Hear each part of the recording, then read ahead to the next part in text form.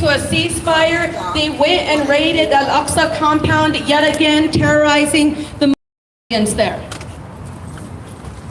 For us, we're all here today to say enough is enough. Free Palestine now.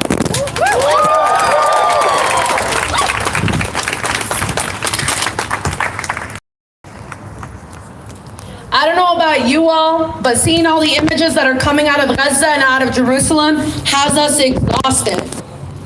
Brutally murdered every single day by the Israeli occupational force. And so seeing all of you here today is a healing energy for us. And it's a healing energy for each and every Palestinian that's here in the crowd, that is feeling this pain. But you also share this pain with us because the pain that we experience as Palestinians, pain that many people here experience in the United States, when we have conversations such as police brutality, when we have conversations as forced migration. And so we really want to thank each and every one of you for being here today with us as supporters and allies. We need you all to be loud. Our group is a little small and there's still people on their way here now because a lot of people got caught up in the rain. So until they come here, I hope you all can make up for their missing voices. Can I get that? All right, I'm gonna do a couple of chants to get you all in the mood because I don't think that's the loudest you can go. Free, free Palestine! Free, free Palestine! Free, free Palestine! Free, free Palestine! Hell no, we won't go! Hell no, we won't go! The occupation's got to go! The occupation's got to go! Hell no, we won't go! Hell no, we won't go! The occupation's got to go! The occupation's got to go! I want you all to give a round of applause for my sister and Palestinian, Aya Ziada, who's gonna get you all in the mood with an awesome poem of hers.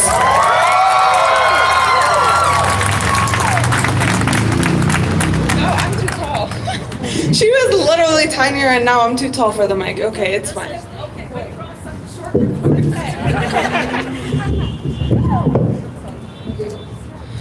How are we doing today? Thank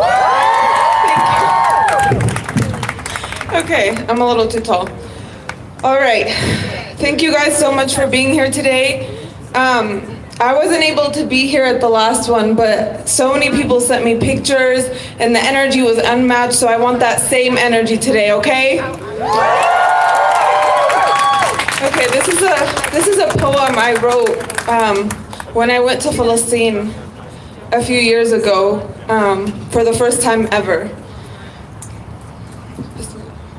My grandparents, living, breathing history books, older than the birth of occupation, forced to flee their homes in 48.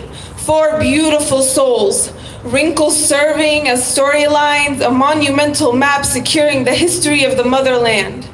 Eyes that have captured it all, occupation, siege, violence, hearts that have managed to love and remain kind in spite of the loads of loss and pain. 2 out of many that keep our ground stable, even when the bombs are shaking it with the intentions of destruction. On the other side, they stand firm. 2 souls amongst thousands upon thousands that continue to prove the fact that we exist.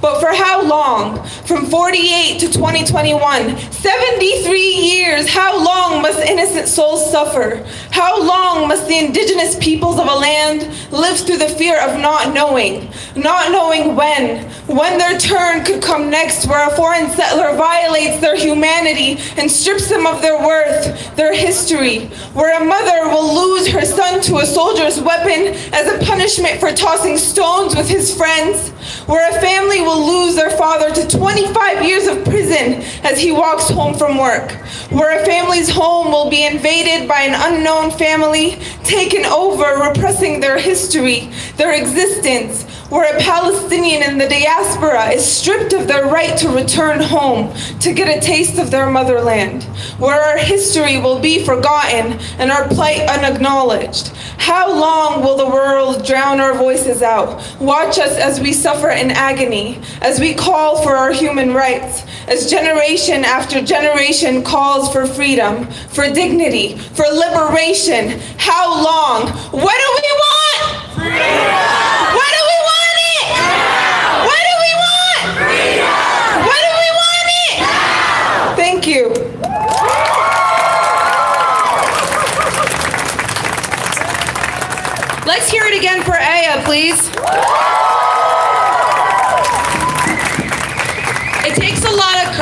Palestinian voices that have a continued relationship with their people in Palestine to come up here and speak, because every single day our voices are threatened in all different spheres.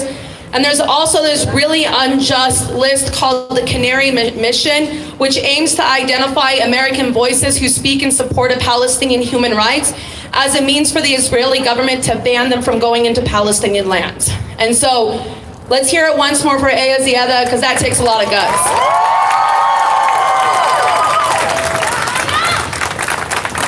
Within Aya's poem, we heard her cry and her call for indigenous people to remain in their lands. And so we know that we stand on indigenous people's lands today, and this building violates the sanctity of indigenous people's lands. And so we want to take an opportunity to offer a land acknowledgement. And to offer that land acknowledgement, I want to introduce somebody who is very dear to me. So please hold your applause until I get through a little bit of this introduction here. Cheyenne McAllister is an enrolled member of Cheyenne and Arapaho tribe of Oklahoma. Notably, her great-grandmother is the late Virginia Allrunner, who was the direct descendant of the Sand Creek Massacre, which is a massacre that Colorado refuses to acknowledge, and Peace Chiefs Black Kettle and Wolf Robe. Her family comes from a strong lineage of dog soldiers, which is a Cheyenne war society. On the other hand, Cheyenne's stepmother is Saba Nishhat, a longtime Palestinian immigrant who has seen firsthand the brutality of the Israeli occupation. From stories told through both women, Cheyenne has been able to connect the dots of colonization and has been instrumental in bringing Native American awareness to today's rally. Let's hear it for Cheyenne.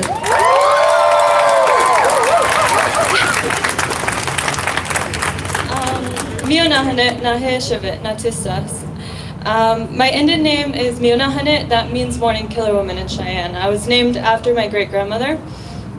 I would like to welcome you all to my ancestral homeland. This is homeland of the Cheyenne and Arapaho people, as well as the Ute people. I would also like to recognize that a lot of Native Americans in North America have suffered genocide for hundreds of years in the US. Over 50 million indigenous people have been murdered and ethnically cleansed and oppressed throughout the generations, stripped of their language, culture, and everything else. As Nadine mentioned, I am a direct descendant from the Sand Creek Massacre that happened in 1864. My grandmother used to tell me about it all the time. Her grandfather was a baby at the time, and the mother of the baby had to put him on side of a saddle horse and whip him to another camp. And so if his mother didn't do that, I wouldn't be here today. They mutilated over 150 women and children and murdered them.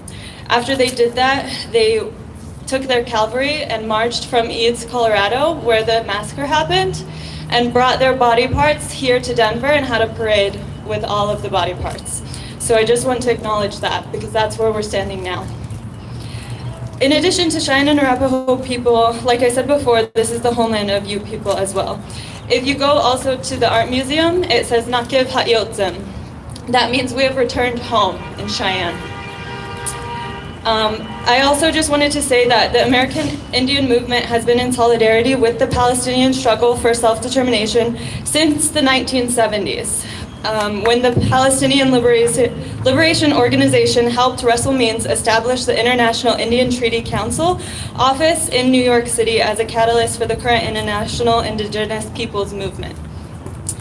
With that, I would just like to end with a quote from Russell Means. When he was at the UN, he said, "Palestinians are the American Indians of the Middle East, and the American Indians are the Palestinians of the Americas." Thank you.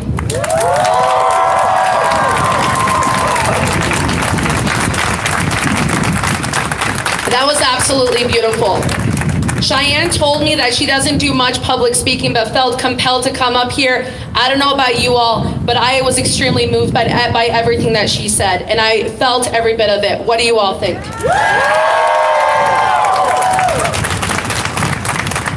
With the land acknowledgement, we also want to recognize that the Palestinian people are not the only oppressed people in this world. That as the Palestinians, were being raided by the Israeli Defense Forces, a usual for them in many ways, in Gaza and in Jerusalem and in other parts of the West Bank. We also saw the state violence that was sanctioned in Colombia. We also see what's happening in Ethiopia. We also see what is happening in Venezuela. We also see what is happening in Myanmar with the Rohingya. We also see what is happening with the Uyghurs in China. And so I wanted this to be an opportunity for us to recognize that what we have here today should also be aligned and in direct intersectionality with all of the oppression that is going on in the world here right now. So I'd really like to take a moment here for about 15 seconds, a moment of silence for us to hold in our hearts and in our minds all of the places that are continuously experiencing genocides in its many different forms and state-sanctioned violence in its many different forms as well.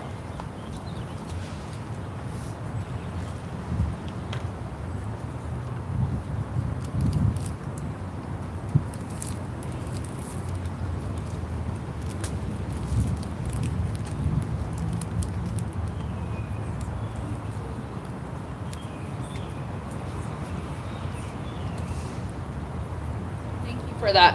I really appreciate it. So with that being said, I'm sorry, sometimes it just gets really difficult.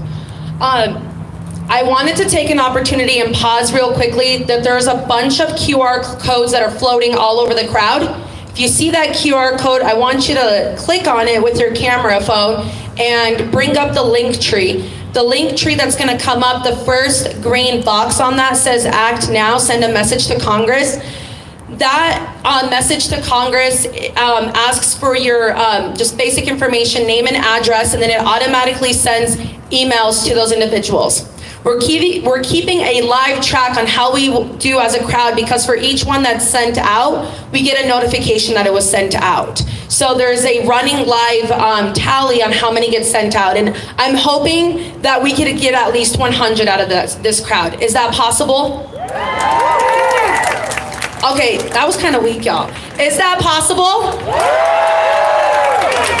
Okay, and the reason why I asked for that is because just like PSL is holding right there, we want to stop US funding to the Israeli apartheid.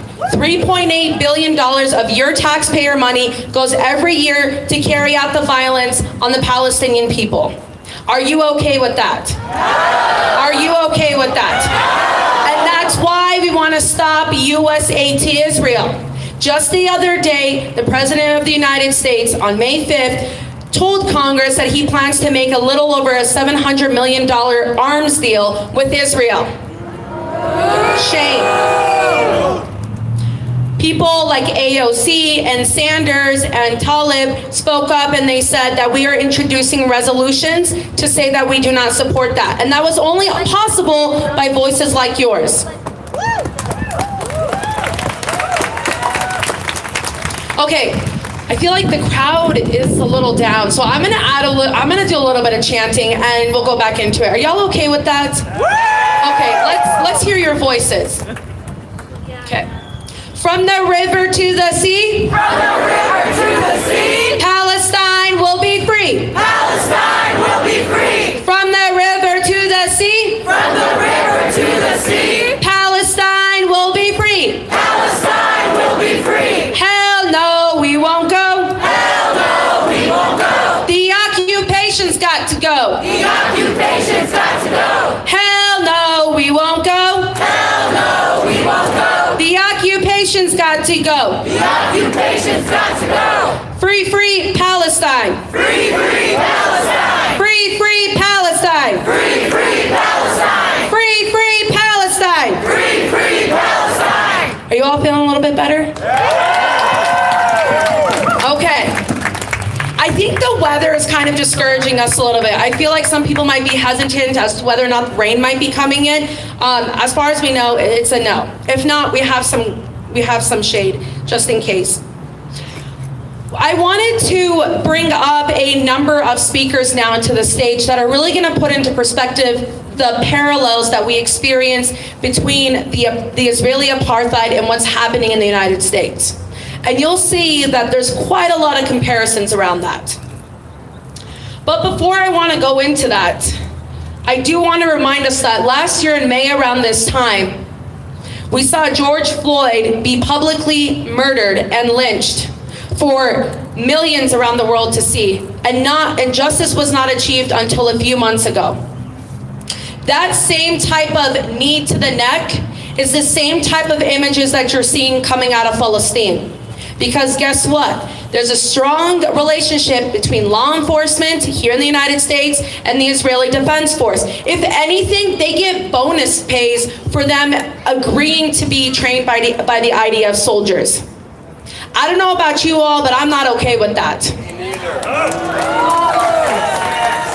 In fact, just right behind you over here is the Meisel Institute, which prides itself on counterterrorism, which is completely rooted in Islamophobia in every which way, which is an extremely pro-Zionist institution, has continuously recruited law enforcement officers to learn tactics like Krav Maga, as well as a number of the other tactics employed by the IDF soldiers, and have even taken law enforcement officers here from Denver and sponsored their trips and their trainings in Israel in hopes that they would come back here and do the same as they are doing to the Palestinians. So the movement to end police brutality is a movement that the Palestinians stand behind. The movement to stop the wall from being built along the Mexico border is the very same type of wall that I'm asking to be taken down from the front of my grandmother's house. The same type of images of us saying we don't want children in cages is the same types of images that we see in Palestinian children being recruited and picked up repeatedly by the IDF soldiers, only to be thrown in prisons where they experience solitary confinement.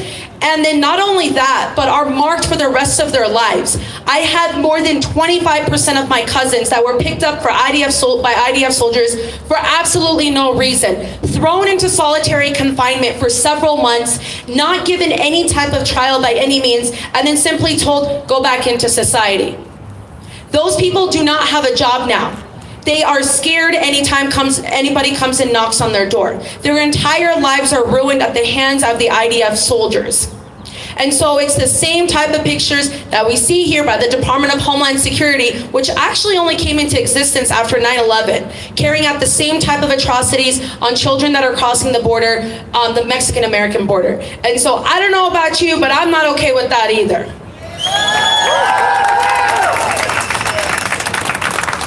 And so I wanted to bring up to the stage here today Rob Prince, who is from the Center for Justice in Palestine, to share some words with us. Rob Prince has been a continuous advocate with the Palestinians ever since I started coming up to these steps back in 2014. Rob Prince has been there every step of the way. So please join me welcoming Rob Prince.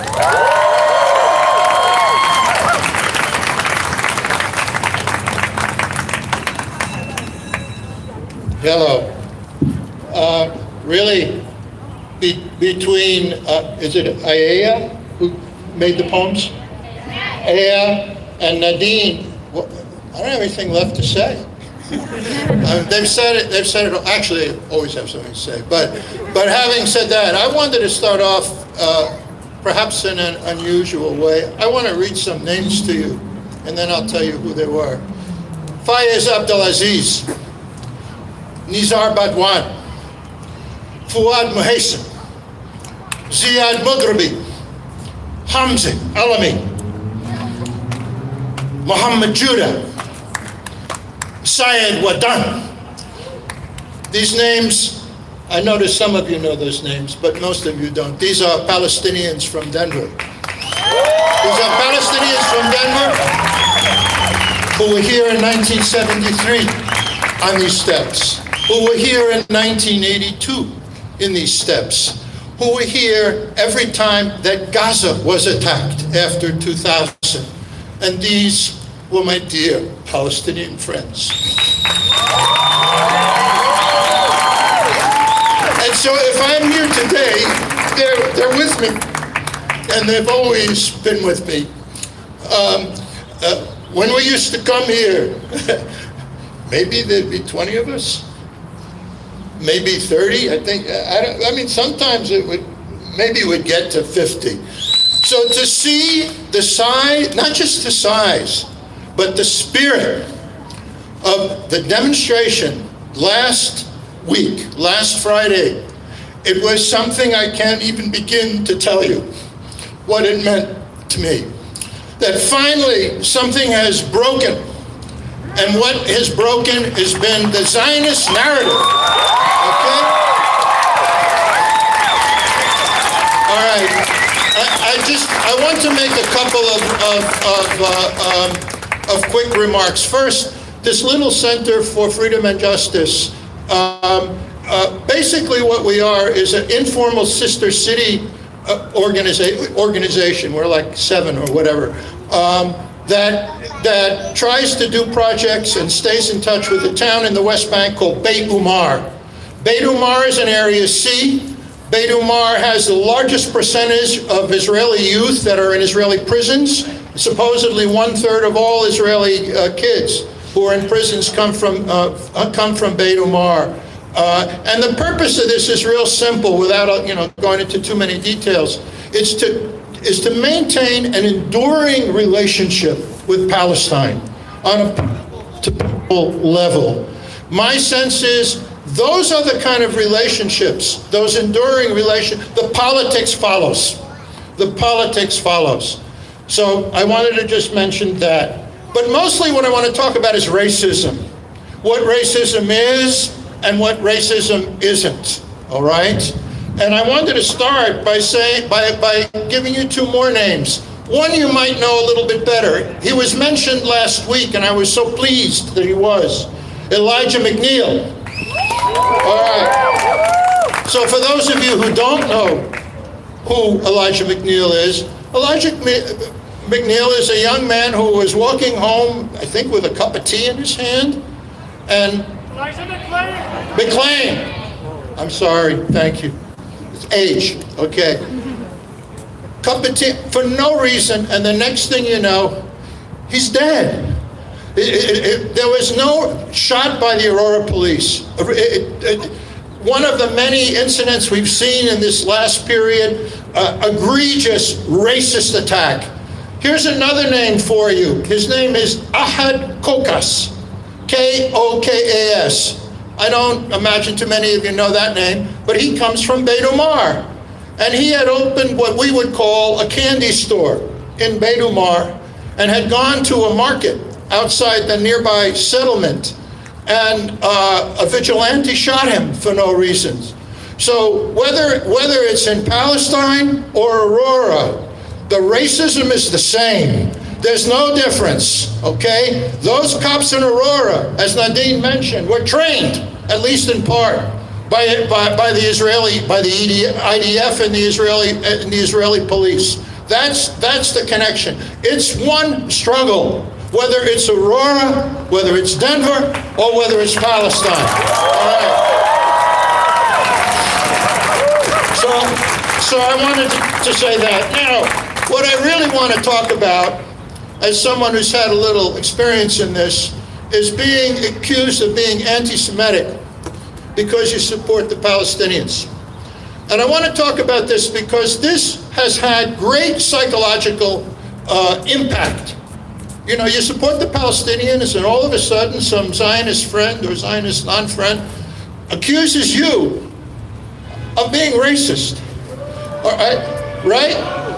Now, they don't just do that. Also, in the last week, there was a young man, I think he was from both I heard him say he was from the party, what's it called, Party for Socialism, and also from New Jewish Agenda. And he talked about how, because of his activism, that he didn't say who, but somebody from the Zionist community had gone to his job and asked that he be fired. Okay? Asked that he be fired. Now, it rang a bell with me because it happened to me 4 times. I was never fired, but it was close once, and there's something about that that's really, for me, just outrageous. So what I want to propose here is that we think about some kind of defense organization, that when these things happen, we go to those employers and we say, no, no, no, these people are fighting against racism. They're not fighting for racism.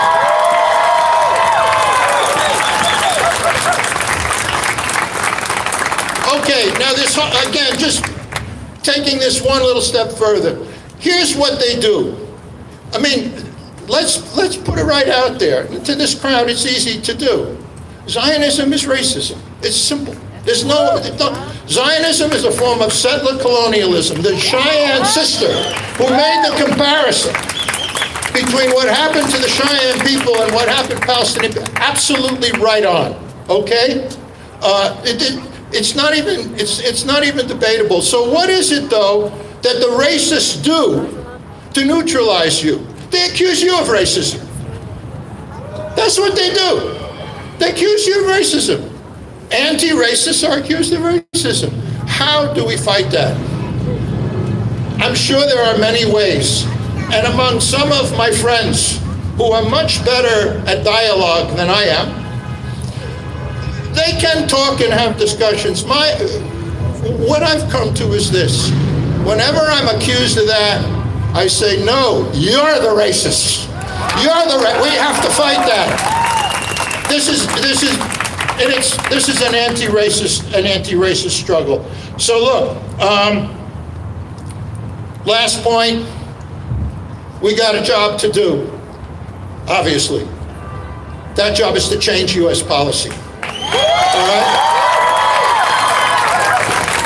Be it by BDS, which is basically a beautiful movement frankly based on the civil rights movement in the 1960s, based it on cutting U.S. military aid and using that money where it's needed in the cities here. Okay. Finally, this is what you need to keep in mind. Those of you who are a little younger than some of us, the Palestinian people are resilient. And their resilience will keep you, fellow Americans, from getting bitter and keep you in this in the long run, because we got a lot of work to do. I thank you. Long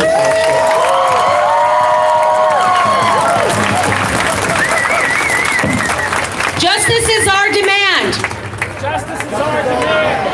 No peace on stolen land. No peace on stolen land. Justice is our demand. Justice is our demand. No peace on stolen land. No peace on stolen land. Free, free Palestine. Free, free Palestine. Free, free Palestine. Free, free Palestine. Join me in welcoming our next speaker, Dr. April Alexander, who is known for her racial justice work and is a psychology professor. Through and through, absolutely phenomenal academic as well as racial justice warrior. Please join me in welcoming Dr. Alexander.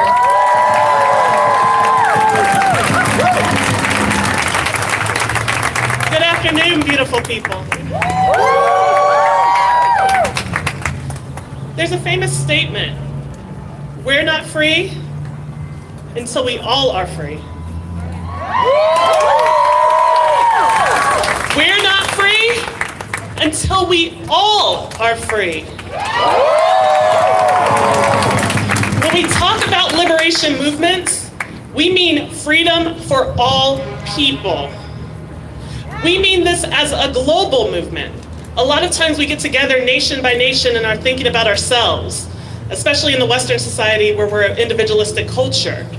But when we're talking about true liberation, I'm thinking about freedom for all people. What does that look like? Even when we were talking about the Black Lives Matter movement, we were talking about public safety, and what does that mean?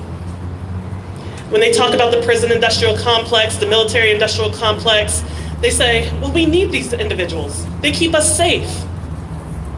How many of you feel safe? How many of us feel safe walking home? How many of us feel safe in our houses? So when I talk about liberation and when I talk about public safety, I'm envisioning a world in where we're all free and we're all safe.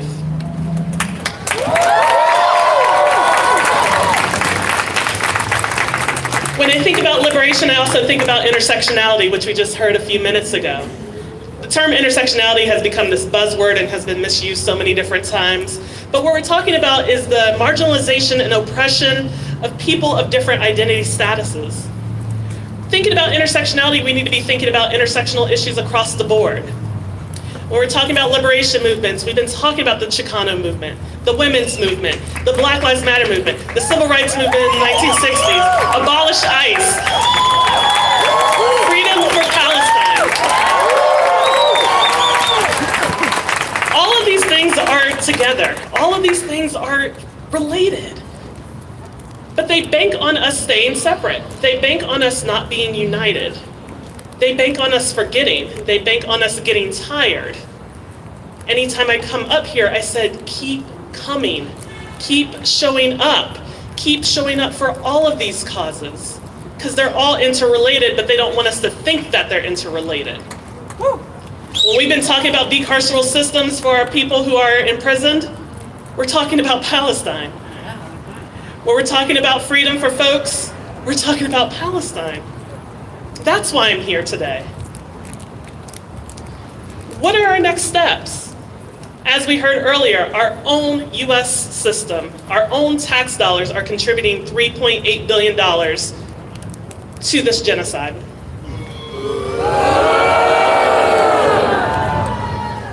One of the reasons I unfortunately couldn't make it to last week's rally is one of my areas especially is trauma, and I was actually talking about trauma during last week's rally. When we're talking about trauma, we need to be thinking about not only the individual trauma that many folks here may have experienced, but actually the intergenerational and historical trauma that has been plaguing communities across the globe. When I'm sitting home and I'm reading that 50% of the people who have been slaughtered, who have been murdered in Palestine were children, what is the damage doing to our world? When I see these children who are living lose their parents, that's generations and generations of trauma. Article came out this week on adverse childhood experiences. Once you start experiencing more and more, your life expectancy is cut by 19 years. And that gets compounded from person to person, family to family, generation to generation. So when we're talking about these various liberation movements, I need each and every person to be informed, to show up, to get that QR code and let the decision makers know how we feel. I want us all to be here, to love and support each other. I want us here to be thinking about how we can truly be free. So join me. We're not free. We're not free. Free Palestine. Thank you for your time.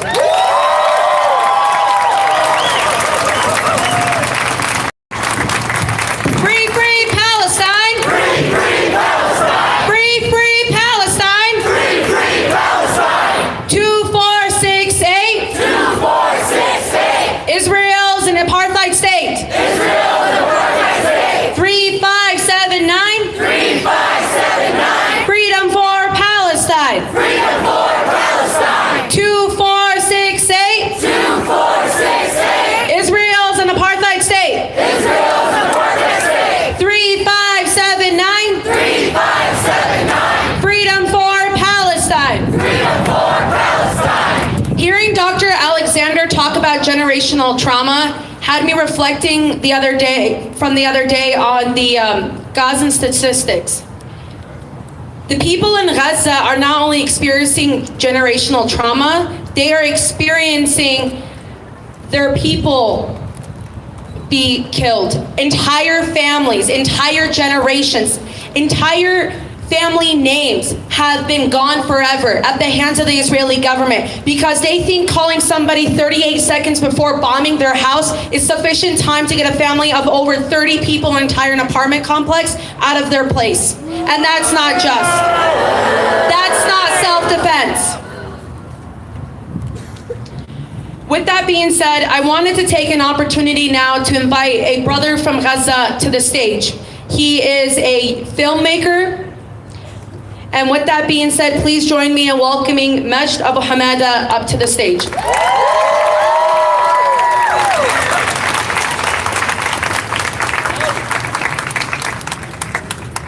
I'm a dead man walking. I'm a dead man walking. A mute man talking. A blind man watching. Our brothers die. And I've built our coffins much too often. And it gets so dark when our mothers cry. I stand before you as another Hail Mary attempt to remind those who would like to be reminded, and to remind those who would like not to be reminded, and eventually to remind or to inform those who do not know. Dearest brothers and sisters, it's such an odd situation for me to stand before you here today as the bombs were raining over Gaza by the Israeli occupation war machines. And my people are being humiliated in every injustice and inhumane war crime being held against them by the world's fourth strongest army, the Israeli occupation entity, supported financially and with arms with over $4 billion annually. I would like to say that I'm speaking on behalf of more than 2 million people in Gaza today, but I can't. I would love to, but I can't.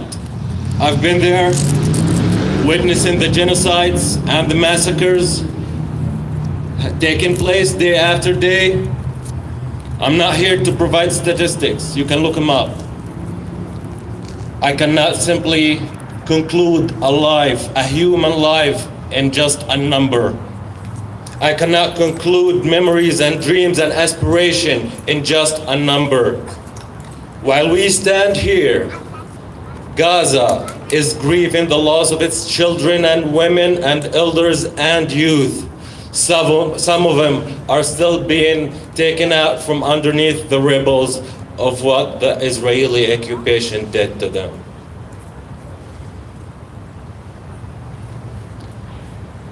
We have aspirations, we have dreams, and we have a hope of having a dignified, fair life, just like everyone else.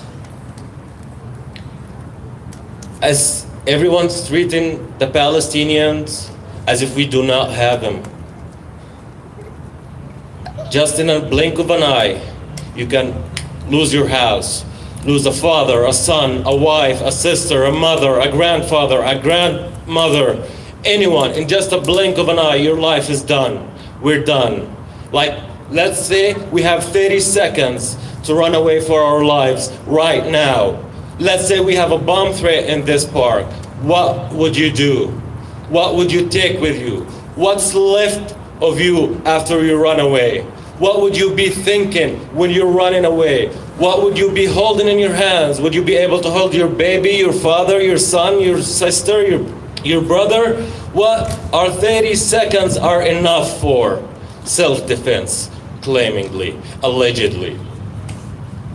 The aftermath of the aggression is the unspoken trauma no one can ever narrate. It's the denial of the life going back to how it was before. Still breathing does not mean that you're alive. It's impossible to accept that what's gone is gone. Let's start over. Yeah, I lost a son, I lost a family, I lost my life. Let's start over. How ironic. All of this is oppression and injustice sponsored by the United States of America. Every day and everywhere, they are trying to support them in every possible way, just to support the Israeli occupation killing machine to keep on going with its systematic apartheid, ethnic cleansing, and genocide.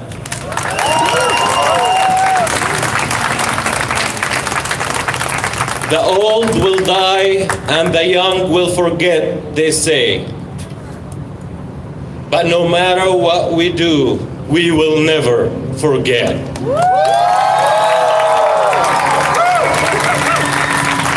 The Israeli occupation is sparing no effort whatsoever to make us kneel and break our steadfastness.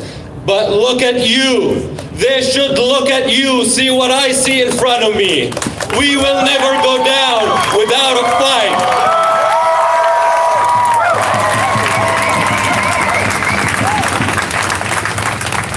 We will not go down no matter what, even if the last thing we do is screaming at the top of our lungs that Palestine will be free.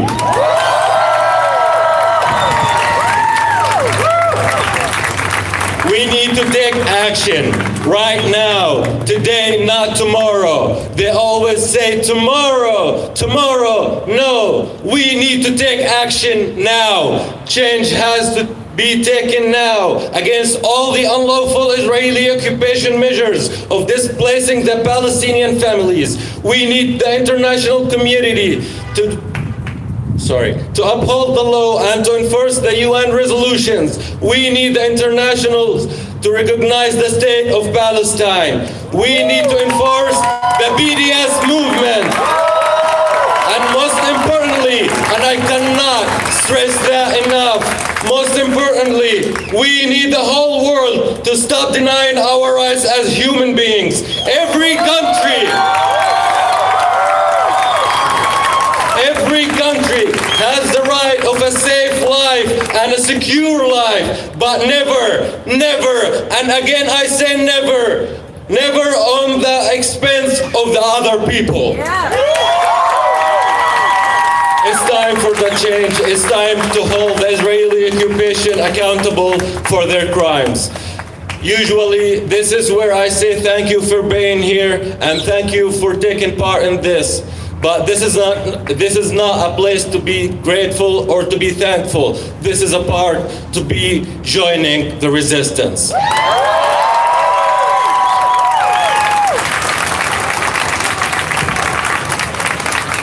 Long live Palestine! Long live Palestine! Long live Palestine! Long live Palestine! Who here is part of the resistance? Who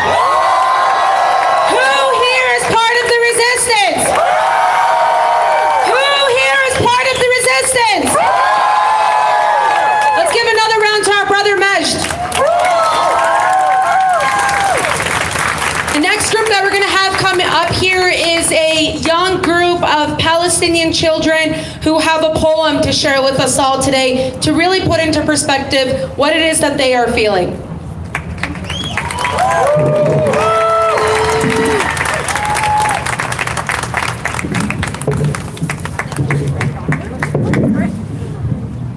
Hello, my name is Serene Ziad Wahdad.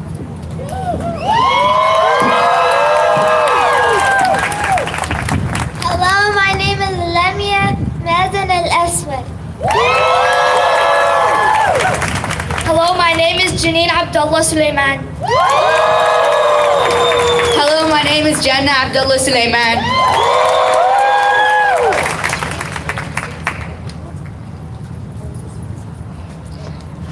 Today we will be presenting two poems. The first one is A War-Torn Child by Hafsa Bashir, and the second one is a poem written by a child from Gaza. I will tell God everything. The sharp metal pieces taken out of my stomach will all come with me. I will tell God everything and ask if the men with the guns and the airplanes with fire will all get in trouble. I will tell God everything and ask if the lightning in the sky was him taking photos. If not, I'll give him my drawing. I will tell God everything, that Mama's face was gone, but I found Baba's feet and put them together like shoes. With all your armies, all your fighters, all your tanks, and all your soldiers, against a boy holding a stone, standing there alone. I only wonder, who is weak and who is strong, who is right and who is wrong. And I only wish the truth had a tongue.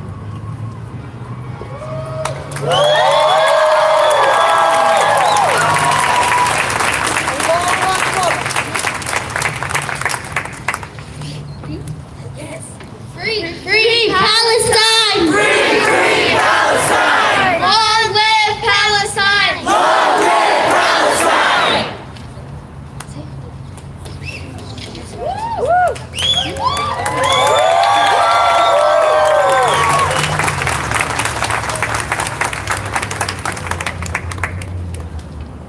Let's hear it once again for these phenomenal Palestinian children.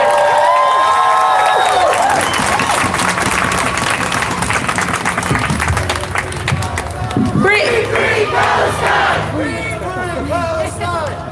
Gaza. Long live Gaza!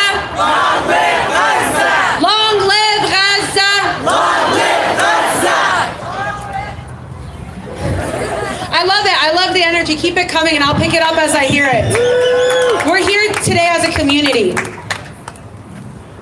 You know, I find it very interesting that Israel felt that they could fool us with their ceasefire, because they tried a week and a half ago to fool us with them deciding to delay the Court of Appeals around the families in Sheikh Jarrah. But it's that they still plan to carry out what's happening in Sheikh Jarrah. And that's why we need all of you to still continue to be here. That's why we need all of you to continue to take a picture of those QR codes. Send out those letters now. All I need is your name and your address, and they will get a message from us. Because guess what?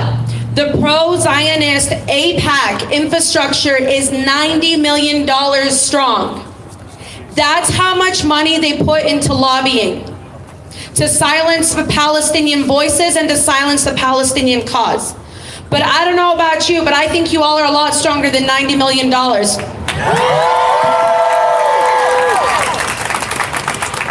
One of our greatest allies in a lot of the work that we do is Jewish Voice for Peace.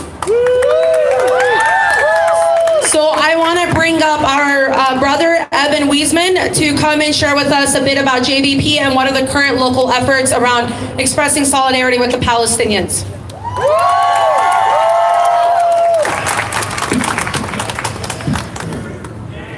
Yeah.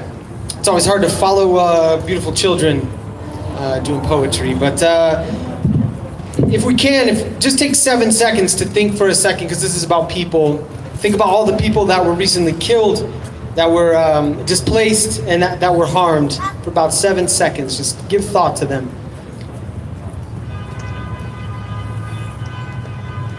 And then take another 7 seconds to extend it outward to their friends and family and loved ones, many of which are here today. What are they feeling? What are they thinking? And then take another 7 seconds and go out even more to the people who are doing the killing, doing the brutalizing, doing the displacing. What are they thinking? What are they feeling? And then go one more to the people who are ordering them to do that, to the people who are paying for it. And think of all those folks. So I'm here today, I'm here first and foremost as a human being, and I think if you've seen what's been going on, not just for 70 years, but specifically over the past week or two, that if your heart isn't bruised by that, you need to check and make sure it's still in there. And I do wonder why there aren't more people here, just as human beings. But I'm also here today as a Jew. Now, my family has a very uncomplicated history with anti-Semitism. We were hunted around for generations, from the Middle East, from Spain, up to the Pale of Settlement in Europe. And then finally, after the latest pogrom, the latest ethnic cleansing, half of my family escaped and came to the United States, and the other half went to Palestine. And this was a half a century before the state of Israel was formed, the nation state. And I tell you that because there is a bit of complexity into why Jews wanted to form, some Jews wanted to form a nation state. There was complication in that. But when you talk with a lot of people, especially a lot of Jews and American Jews, they'll tell you how complex this situation is. And that's where I disagree. Because Jews were pushed, yeah, sure. Jews were pushed or jumped out of a burning building and landed on Palestinians. But after 73 years, when the boot is still on the neck, that's not complex. There's nothing complex about that. And the reason that I'm bringing that up here, and this is echoed by other people that have already spoken, is the fight against anti-Semitism is the exact same fight as the liberation of Palestine. All struggles for liberation and for justice work together in that way. So I'm also here as an American, and as people have said, we are part of the military empire. And what's going on in Palestine is not Palestine versus Israel in an even-handed battle, and the US steps in to broker peace. It's the United States, the world's superpower, and the fourth largest military, as my brother said, against the Palestinians. So, what we can do, yes, we can lobby, yes, we can try to change the laws, yes, we must boycott and divest from companies who are profiting from the occupation. And I'll add one more thing, which is not systemic, which I think is the most important thing, and it's personal, it's individual, and it's something that I think people should look more into, which is stop paying those taxes. Individually, it's a very scary and complicated thing, but we can stop paying war taxes because each one of these tanks and these helicopters and these guns that spread all around this country, all around the world to kill people is theft from our kids and our grandkids, from their education, from their health care. And so we can also lead by example by not paying. And I'd say you can look at the National War Tax Resistance Coordinating Committee, because it is an interesting thing that does cost us. It costs you individually to do so. So I'm speaking mostly to other Americans and to other Jews when I say that, and to other white people. And so the last thing I'll say is echoing Dr. Alexander there, is to keep showing up, because this is a beautiful thing. I've been coming here for the past 20 years in Denver, and this is growing, and it's annoying, and it's sad, and it's horrible to have to be here. But if we keep coming, and we keep coming, and we keep coming, we will win. Thank you.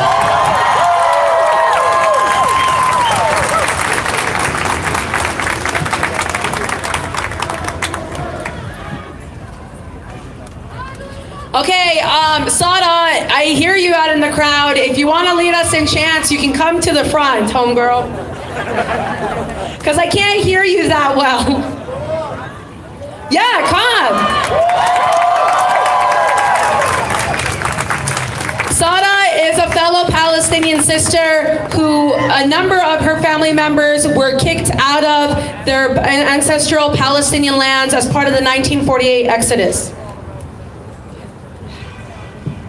Free, free Palestine! Free, free Palestine! Long live Gaza! Long live Gaza! From the river to the sea! From the river to the sea! Palestine will be free! Palestine will be free! Hell no, we won't go! Hell no, we won't go! The occupation has got to go! The occupation's got to go! الروح بالدم نفديك يا فلسطين!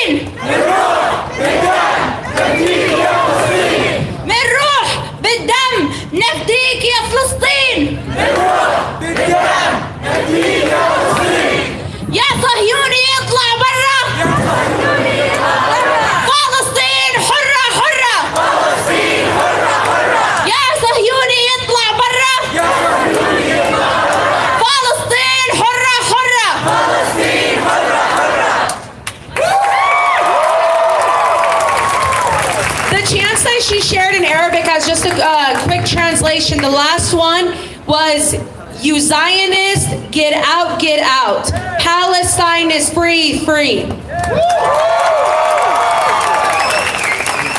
Then the first one that she said is, "With our blood, with our soul, with our blood, we will free Palestine. And we will save Palestine." Okay, on this route of bringing up phenomenal Palestinian women, it gives me great pleasure to introduce our next speaker, who's also our representative here in the Colorado State Legislature, Iman Judah.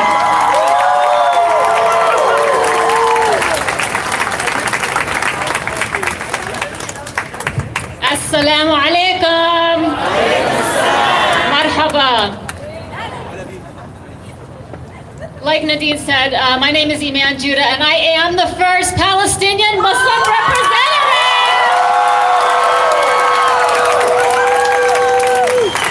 I work in this building behind us, and they're up there right now, and I'm going back. And just like I'm going to go back there, we're going to keep coming back here. And I think this is our third week in a row. Our third week in a row, and this crowd gets bigger and bigger. But it makes me very sad that we have to keep coming back and back and back. Is it pathetic? Or are we strong? Is it depressing? Or are we empowered? Honestly, I don't know. But it does make me know one thing for sure, that it does depress me that we have to keep meeting like this. I think there's one thing that we all know, is that all of the speakers before me have recognized, just like every single one of you, we are living in trauma. Not only are Palestinians living in 70 years, plus trauma, but the past 4 years, we are living in a collective trauma of Me Too, Black Lives Matter, and now the Palestinian movement. That means that when we recognize occupation, when we recognize trauma, when we recognize together oppression, we come out. Look at the people around you. Look at every single person next to you. They're not all Palestinian. They're not all Muslim. As a matter of fact, from where I'm standing, I could easily say 75% of you are not Palestinian and Muslim, and so thank you for coming out.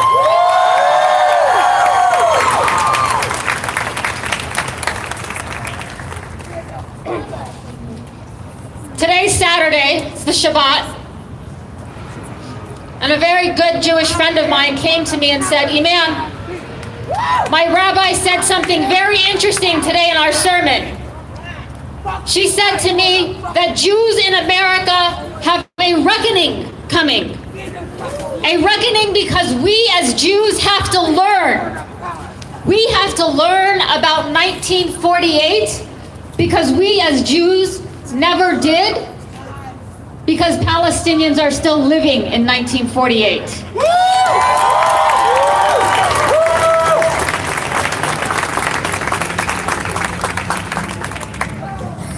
Friends, we are building a movement. Building a movement to stop the violation of human rights. It's as simple as that. Will you show up to stop the violation of human rights? Will you join us to stop the violation of human rights? Will you join us?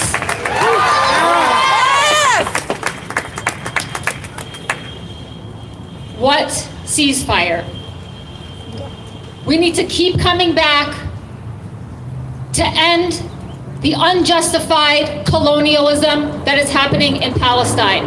We need to keep showing up to end the checkpoints. We need to keep showing up to take down that wall. We need to keep showing up when we can enter Jerusalem at our own desire. When we can go worship at the Aqsa when we choose to go. When we are not held at the airport and humiliated when we want to go to our homeland. We need to keep showing up when we are no longer victims and refugees in our own homeland. Will you show up? Don't be complacent, because that's what they're counting on.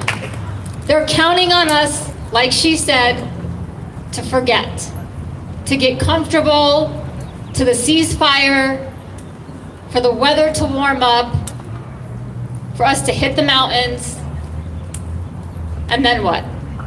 This goes away, but they're still living in it. It's not fair. I've said this for 3 weeks. I've said it before, but now I can say it in full truth. I am an elected official. Everything that Nadine has said, these QR codes, that's how you get the attention. Build a coalition, send your representative and senator the letters, call them. The more they do that, the more they take notice. Trust me, I know, I have a staff. When we get those letters, we read them. The more we get the letters about the same issue, we really take note. Something must be happening in our community. I've been having these conversations with our legislators. I've been doing what I can do with this badge to the extent possible. But that's only to the extent possible. I need to lean on you to build that coalition, to build that movement, so we can finally live to the day where we see Palestine as a free and just country. Thank you so much.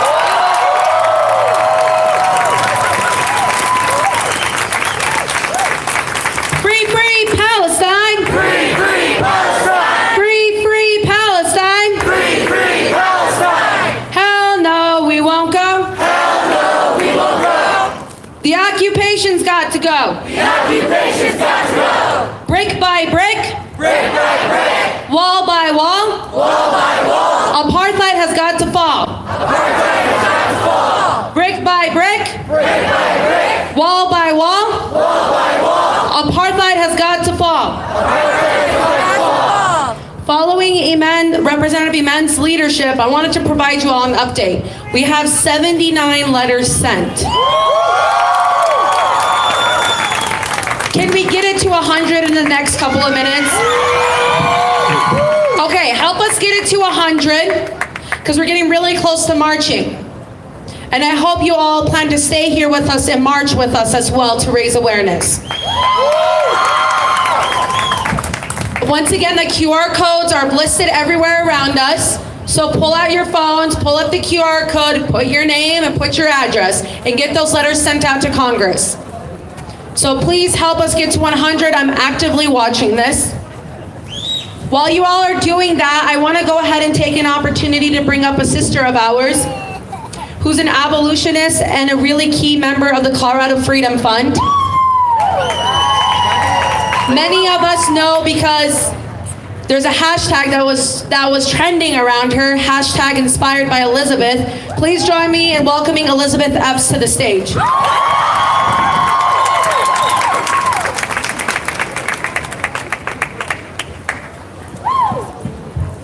Good afternoon. Every time I speak, it's the first time I've ever spoken, and I have no idea how to do this. Does this work? Okay. So I'm Elizabeth Epps. I'm going to give you a heads up that you're going to have to listen to me until she gets to 100. So scan your QR codes and do what our sister has asked us to do. I am an abolitionist, and I live and labor here in the Arapaho land that we call Denver. Thank you to our friend, I don't see her now, who brought the land acknowledgement. It is always relevant, y'all, to name the land and to name the people who settlers and colonizers have ravaged. But it is even more important to do so on a day like today, when we gather to stand in solidarity with Palestine, with Palestinians, with the people who continue to endure occupation and forced displacement and genocide. We have to name the thing for what it is, an expulsion from their land. When I tell you that I'm an abolitionist, are there any other abolitionists here? So we're not going to do a primer on abolition, but I do want to ask you to trust me on a few key points. I hope that the abolitionists here will vouch for me on this, that Zionism is not compatible with abolition, okay? Settler colonialism, violence that is being inflicted in the name of the state that calls itself Israel, is incompatible with abolition. And so in our moments together, I want to lift back up something you've already heard today about Black and Palestinian solidarity. I love how we handle things on our own, without cops, okay? That's always how we handle things. Our struggles, our movements are parallel, and so our work to liberate must be parallel as well. As you've heard, as you know, we approach a date that marks 1 year. 1 year since police officers murdered George Perry Floyd Jr. I say his name, but there's some folks in this building who really need to keep his name out of their mouth. That's a separate talk. May 25th is one date, but there are so many, y'all. Is there a date on the calendar that Black Americans haven't had to mourn one of our own killed by cops? Is there a date on the calendar that Palestinians haven't had to grieve or bury someone they've loved in the past 14 years? Our struggles are parallel. The force that we saw state gunmen from Denver to Minneapolis across the country, the brutal efforts to oppress our uprising, this was not new last year. Y'all know this, it was just the newest. And that brutal response, actually what I want to say in this moment is something more specific. Palestinians have known for decades about BLM. BLM, by the way, is the Black Liberation Movement. And Palestinians have known and worked together with us for generations. And we've spoken at high levels about our struggles, but I want to make sure you understand, y'all, that there's an even more direct connection. Were any of you in our streets in 2014? Were any of you a part of that uprising then? I hope so.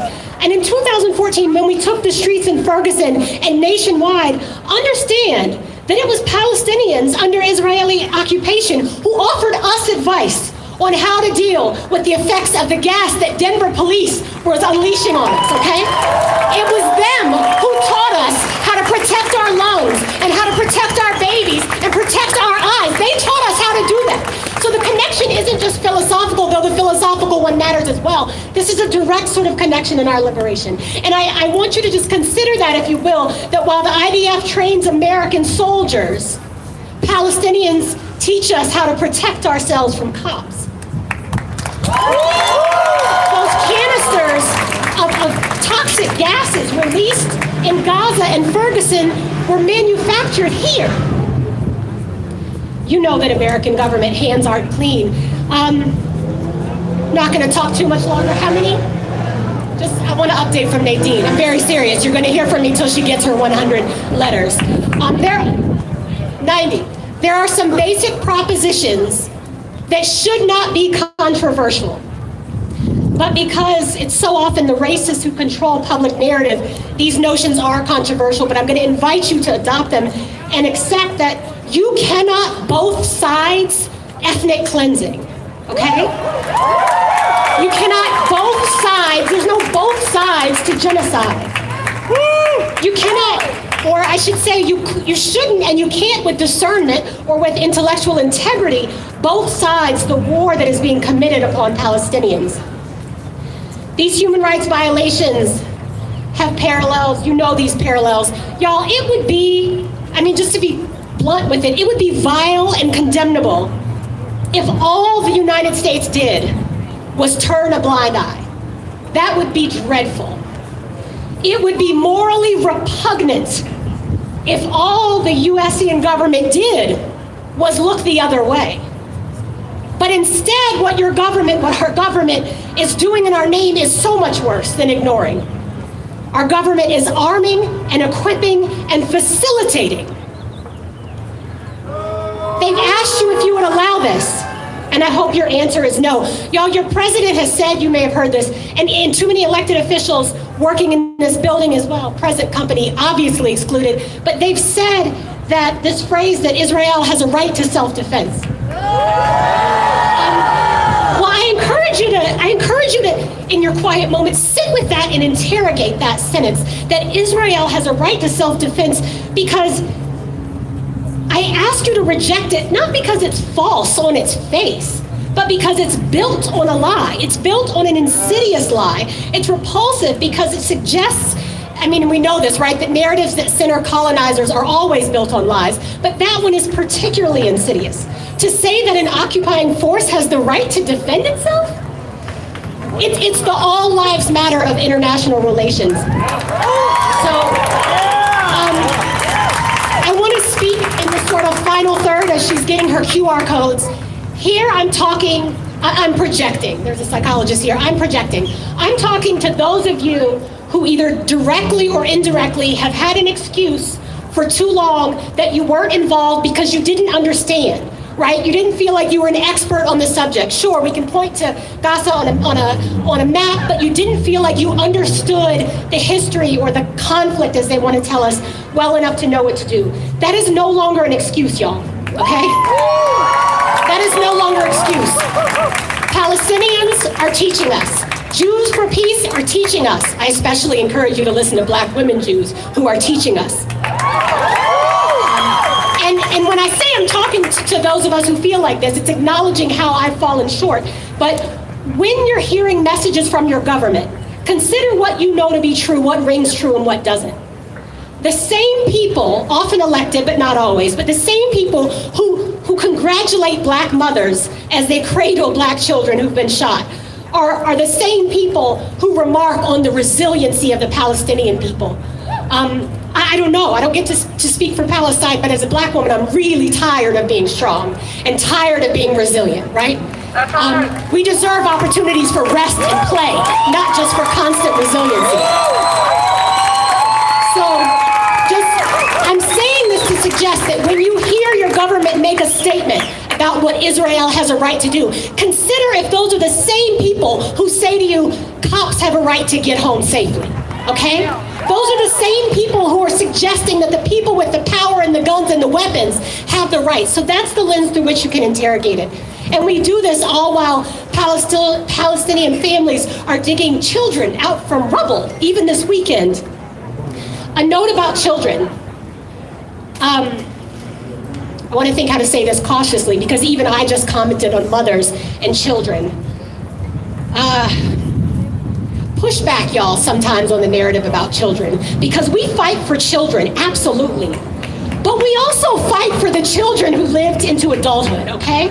So the ones who managed to survive an occupation and become adults, right? And we often speak about unarmed and peaceful. And yes, we fight for them, but I can't cuss. We fight for those who are unarmed and who are peaceful. But we have to rally for the grown men and women who fight back too, okay? Right? So I invite you to do that. Yes, the babies, but we fight for the grown folks who survived into adulthood and who are fighting back. Have you done enough? Have you done enough to speak up for Palestine? Have you done enough to resist the government equipping? Have you done? For most of us, certainly not all, but for most of us, the answer is no. We haven't done enough. I haven't done enough. I haven't said enough. For those of you who have carried this work for generations, thank you. We owe you. We are listening. For those of you who have not, for those of us who have not, we commit to changing that. It is your work to find your work and do the work. It's kind of simplified. It is your work to educate yourself and activate. I'm looking for Nadine. Oh, well, I'm gonna wrap up, but. Free Palestine! Free Palestine! Free Palestine! Free Palestine!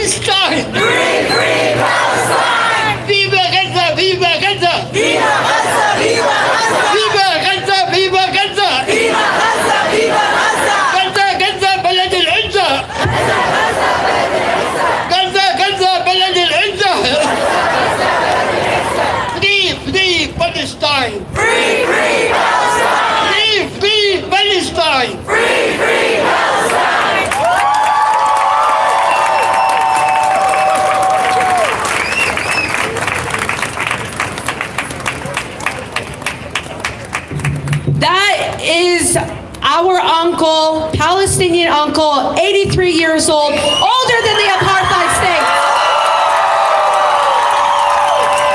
He is our living proof that Palestinians were there well before that apartheid state came into existence.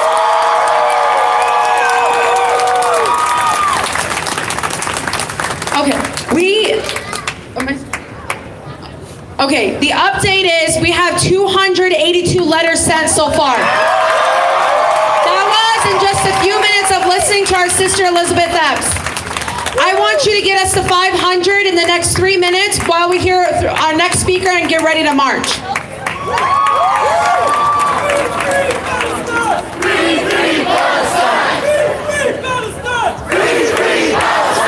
Now, while we do this, 500, share with your friends. You know the instructions. It's easy. Everyone knows how to do this during COVID. Scan it. Send it to your friends. 500. So some of you, I see friends, and some of you who are friends or who have been in this movement or been in this work know how we often end one segment of work and as we move into the next.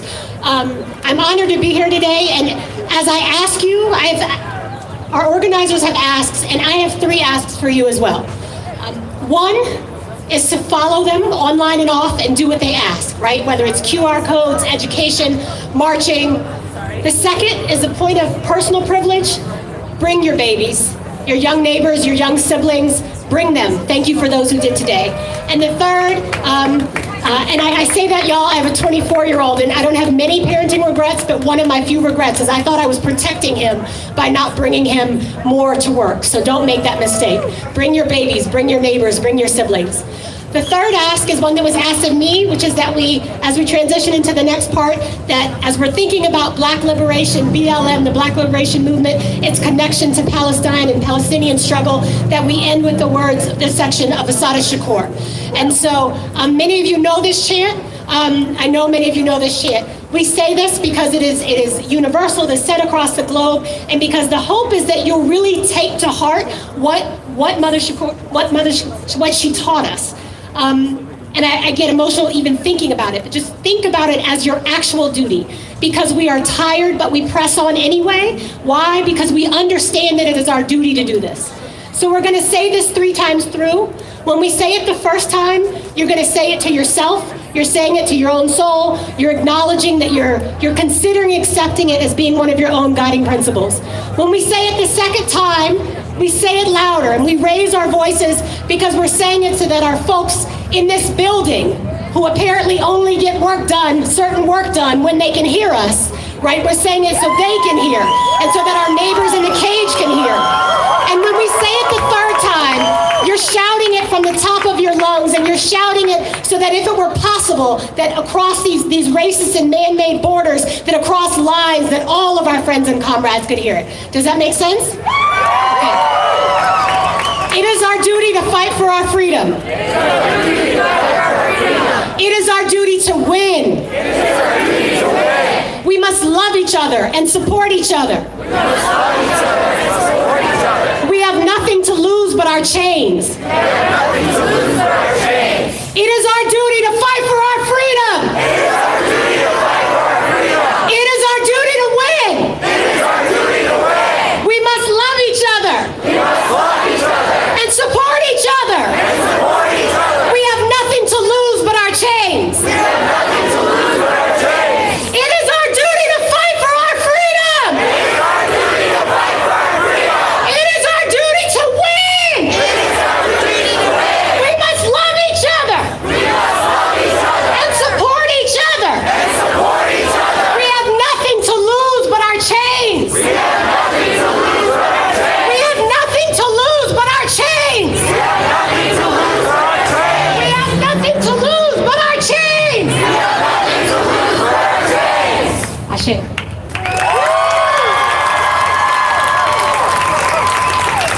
Love you, Elizabeth! Free Palestine! Free Palestine! Free Palestine! Free Palestine! Free Palestine! Free Palestine! Viva Gaza! Viva Gaza! Viva Gaza! Viva Gaza! Viva Gaza! Viva Gaza! Viva Gaza! Viva Gaza! Gaza Gaza بلد العزة! Gaza Gaza بلد العزة! Gaza Gaza بلد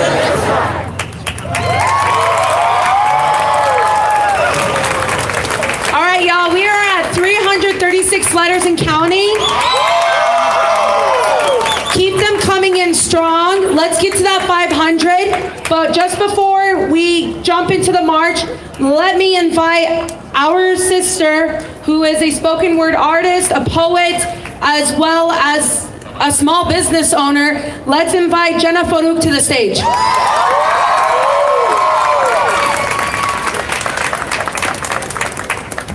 How y'all doing? Thank y'all for having me, and I pray that God gives us victory. What is justice?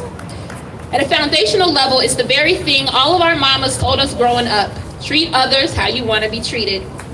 I want to live in a world where seeking justice is at the forefront of all that we do. Seeking justice in the most humane way possible. This should be the norm. I don't want the value of life to depend on our ethnicity or religion. I want babies across the globe to grow up happy and healthy without the threat of violence constantly looming over their heads. I want Palestinians to live in peace just as I want the Israelis to live in peace. What's happening right now in Palestine is a tragedy. The loss of any human life is a complete failure. In these recent attacks, 258 lives have been lost total. 12 of those have been Israeli. The remaining 246 were Palestinians. 66 were children and 39 were women.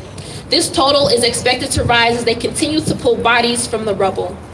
These numbers clearly demonstrate that the brute force and power that the settler colonial state of Israel has. They are backed by our government, who gives them over $3.4 billion annually in aid. Palestine has no defense, no army, no navy, no centralized government, and with the Israeli occupation controlling their water supply, everyday movement with brutal checkpoints and complete authority over what comes in and out of Palestine, our brothers and sisters are essentially in an open air prison. They cannot even flee to nearby countries as refugees. Every nation has the right to defend themselves. Why is it that we are for Israel's right to exist but not for Palestine's? Did you know that on Google Maps, Palestine doesn't even exist? If you Google it, it will pull up Israel. Palestine has the right to exist, period. As a black woman, the global struggle for liberation is very dear to me. I learned from my predecessors, the Black Panthers, Malcolm X, and Martin Luther King. They taught us that an injustice anywhere is an injustice everywhere. And until there is peace in every corner of the globe, the fight for liberation will continue, day in and day out. Fred Hampton was a young Black Panther leader who understood the connection between injustice globally. He was able to form allies with several groups, and the most notable was the Young Patriots. It was a white Southern group. And they recognized that together, the powers that be want to oppress us all, and together, if we're united, no one can bring us down. And also unity, obviously, it threatens the powers at hand. And I care about Palestine because I am human. I care about my Jewish brothers and sisters because I am human. And what the Jews suffered in the Holocaust was beyond words. It shouldn't have happened, period. And they absolutely deserve a place to live and exist in peace without the threat of violence. However, that should never happen at the expense and at the cost of anyone else, ever. When you put your oppression above the oppression of others, you absolutely will fall into the very thing that you are fleeing from. You will then become the oppressor. And that is exactly what we are witnessing in Israel today. It is up to us to demand change, to speak up for the Palestinians whose voices have been taken away. We are urging Congress to act immediately. A ceasefire isn't enough. Israel must stop building illegal settlements on Palestinian land, period. Israel must stop building illegal settlements. Israel must stop bulldozing the homes and forcing the expulsions of Palestinians. Israel must stop violating the basic fundamental rights. As a country, as America, we must reevaluate the ways that our government supports and emboldens the colonial state and furthers its totalitarian rule over our sisters and brothers. I will forever stand in solidarity with Palestine. I want the world to know the truth about what is happening. We absolutely have the power to change it. Every single one of you here today, even if you tell one other friend about what is going on, that is a change. It's baby steps, and we have to get going, or we have to keep it going. This is a long game. It doesn't change overnight, over the weekend. This is gonna go on, hopefully not too long, but if we know anything from our Native brothers and sisters whose land we are on today, this can go on for a very long time, and we have got to stick together and see how all of our struggles for liberation are connected. Free, free Palestine! Free, free Palestine! Free, free Palestine! Free, free Palestine! No justice? No justice! No peace? No peace! Palestine? Palestine! Will be free. Will be free! Peace.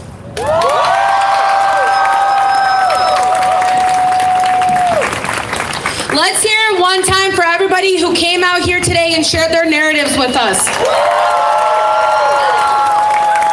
Okay, crowd, all got us to 357 letters. I hope you all can get us to 500 by the end of this march. Remember, your QR codes are listed everywhere. If you need any help, the white tent behind you is a place that you can get help with. And if you're stuck on which topic you should choose foreign relations. Okay, so if you need help, go to the white tent. They have the QR code there. We also got the QR code everywhere else. Click on foreign relations and send your letters. Or start oh, that's right, you could do that. I'm still learning technology. I'm sorry. I'm doing the best I can. Whoever has the airdrop idea, I know what you're talking about. I don't know how to do that. I know how to do airdrop. I just don't know how I could share with a bunch of people that I don't have their numbers. Okay. Talk amongst yourselves if you can't find it and get it. Because I am so sorry. I'm embarrassing myself right now, which I do quite often. All right. Who's ready to march? Who's here for the resistance? Who's here to say free Palestine? Through and through. Who is here to save Gaza? Who is here to save Sheikh Jarrah? Who is here to save Masjid al-Aqsa? All of us are here today together. Our goal is the same. We want to march, but we also want to do it safely. And here is why. We have a number of people in our crowd that have different levels of citizenship. We don't want the police to infiltrate our crowd and potentially affect these people who have pending immigration cases. We want everybody to stay where they consider home. The next thing is we all come from a number of different ages and also from a number of different physical abilities background. That means that if you're at the front, you need to make sure that the back is still connected. If you start separating from each other, the police can infiltrate, and we don't want the police to divide us. The people united! The people united! The people united! The people united! Will never be defeated! Will never be defeated! The people united! The people united! Will never be defeated! Will never be defeated! I want you all to stay united. I want us all to recognize the different individual privileges that we might have, because at the end of the day, we're all in this together. We all have something to contribute to this cause. I got my brother, Mohammed Mozetawi over there. Let's hear it. Can I come in real quick, please? That's the head of the march. That's who we're following. You need water, go to the white tent. If you need to get the QR code, go to the white tent or talk to anybody around you. March on, be loud, proud, and free Palestine.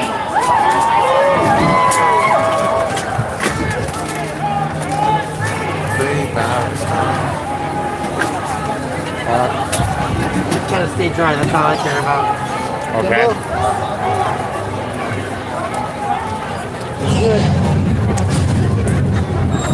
See y'all soon.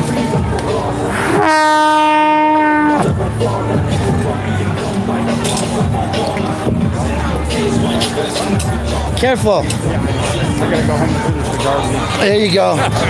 Get that done. My wife's gonna kill me too. Like, where are you going? It's a.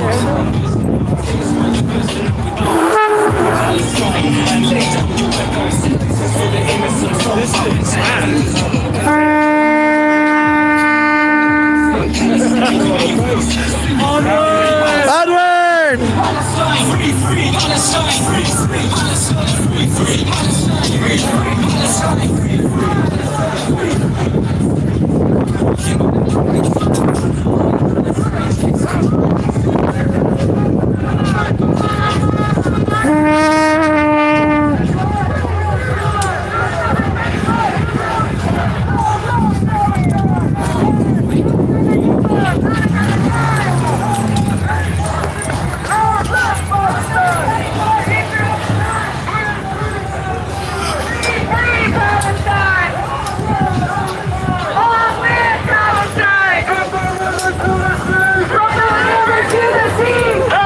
Here's your car and park. Just make it safe.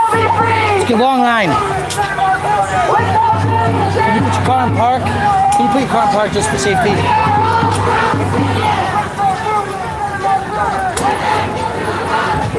Can you put your car in park?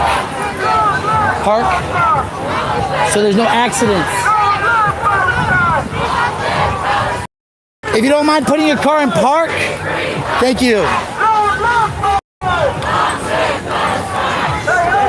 Hey, how's it going?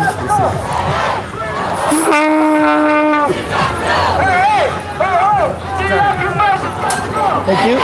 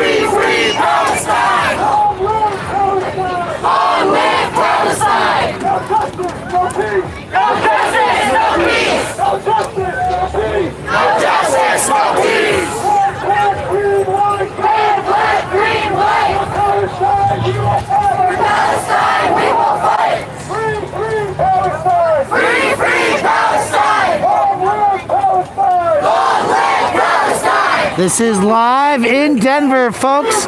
We are at the intersection of Lincoln and Colfax. There are hundreds still marching into the streets from the Colorado State Capitol. This mass is well over 500, approaching 1,000 people.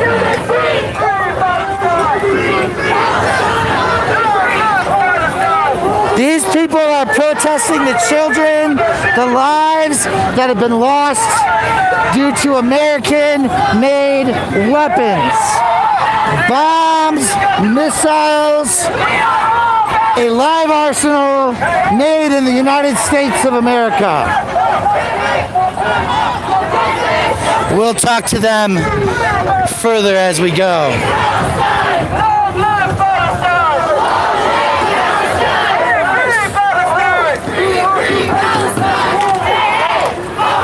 The bus is out of the way, and they're taking the street. Down there, the Colorado officers, I'm assuming Denver police, have clearly blocked traffic as this 2-block snake continues to move into downtown from the Colorado State Capitol.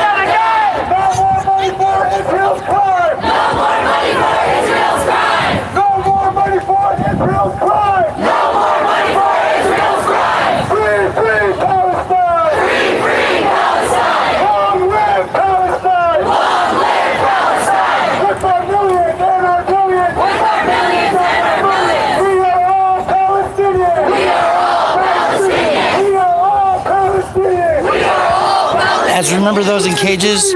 Remember Eric Burns. Fuck bad cops. Brought to you by the cop fucker.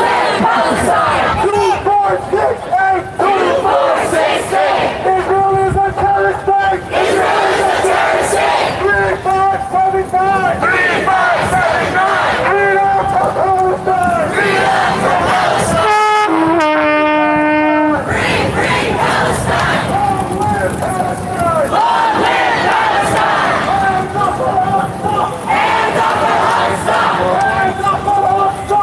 Hands up for Al-Aqsa! People united will never be defeated! The people united will never be defeated! The people united will never be defeated! The people united will never be defeated! Free Palestine! Free, free Palestine! Long live Palestine! Palestine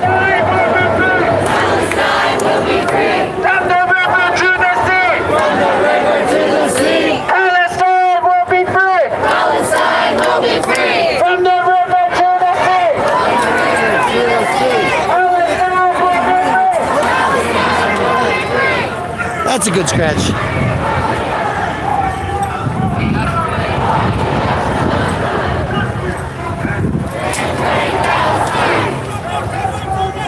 From the river to the sea! Palestine will be free! Palestine will be free! Free, free Palestine! Long live Palestine! Free, free Palestine! Long live Palestine!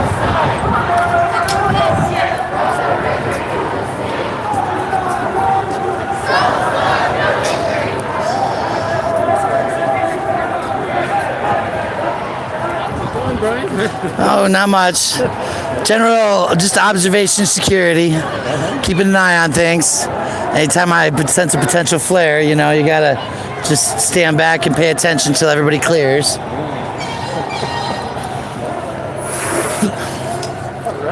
Good try.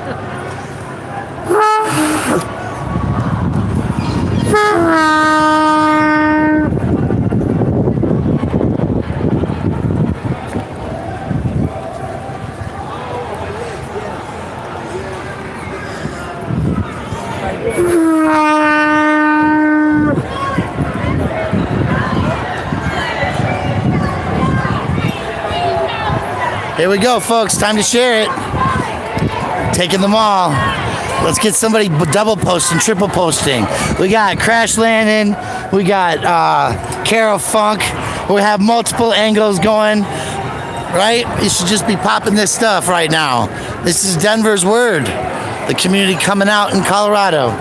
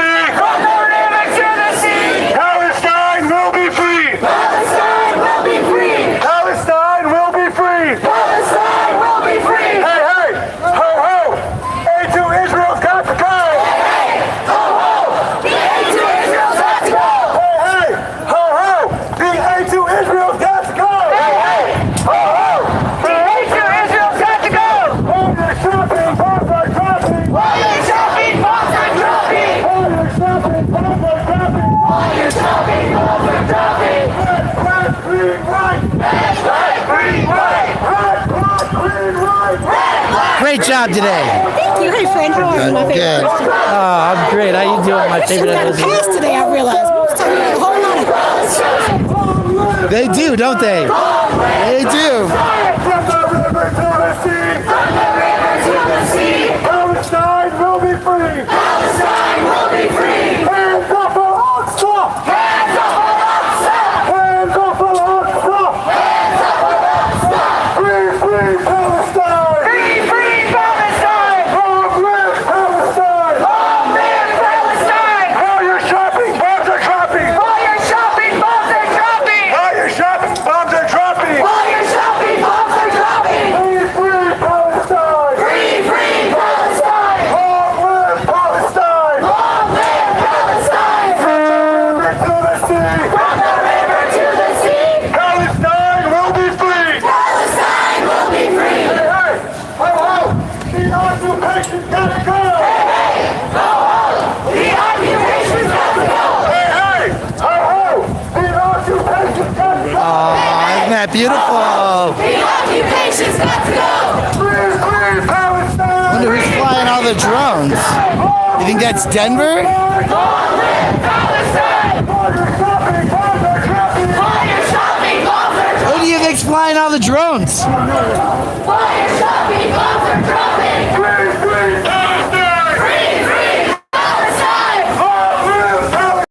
Long live Palestine! From the river to the sea! From the river to the sea! Palestine will be free! Palestine will be free! There's two of them. Palestine will be free! Various heights.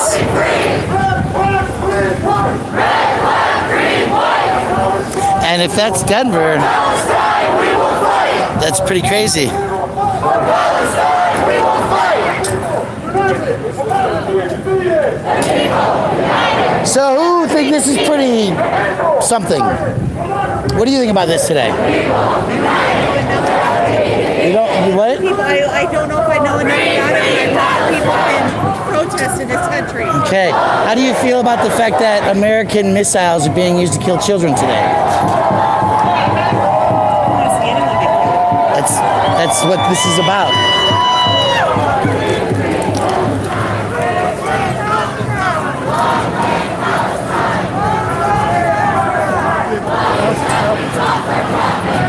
How do you feel about this today?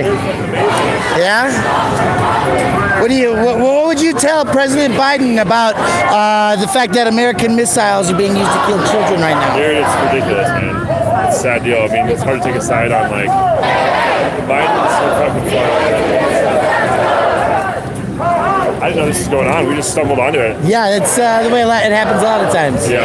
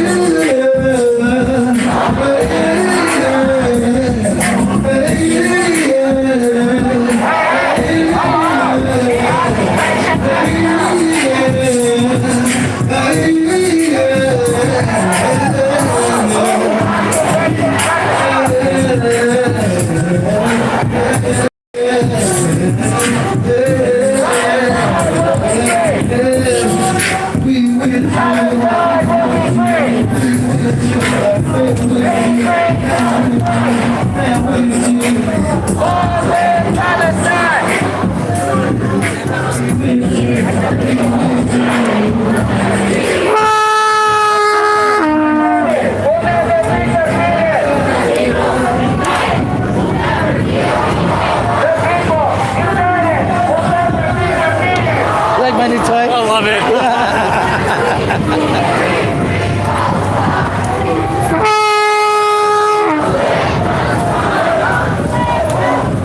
Long live Palestine!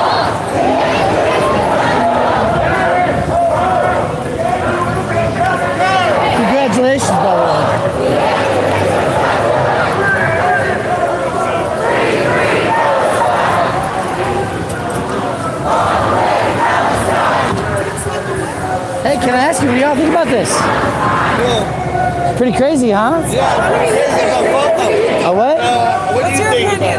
I think that it's a really tough situation right now where in the United States we have American-made missiles. Yes, I do. I do.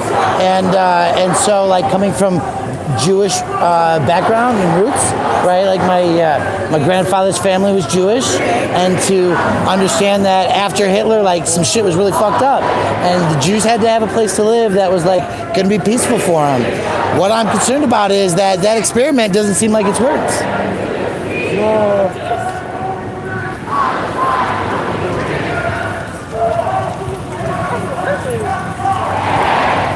Oh, what do you got there? Defund, disarm, and defeat the police. Wow, that looks like some good educational information. I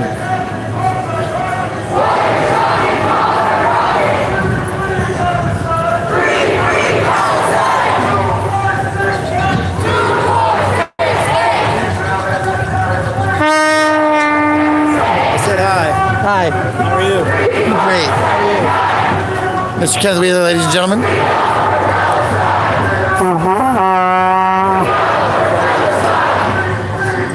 Noisemakers, they said, right?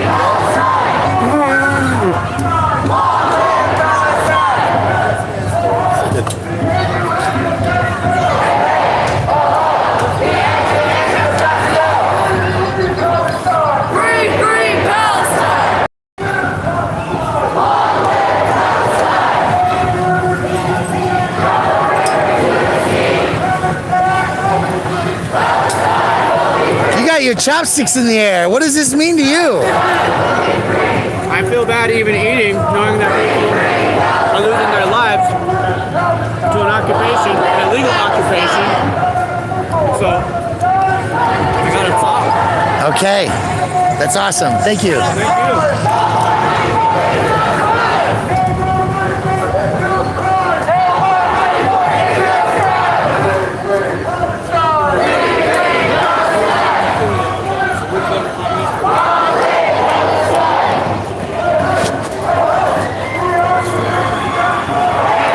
Can I ask, what do you folks think about what's going on right now?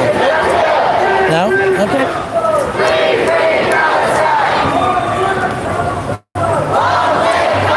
Your flashlight's on.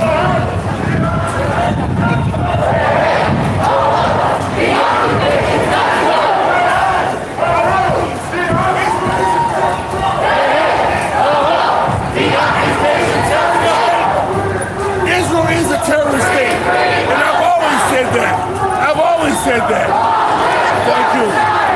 Because Israel is a terrorist state, and I've always felt that way. I felt that way for the last 30 years of my life. Thank you. An effective bike crew.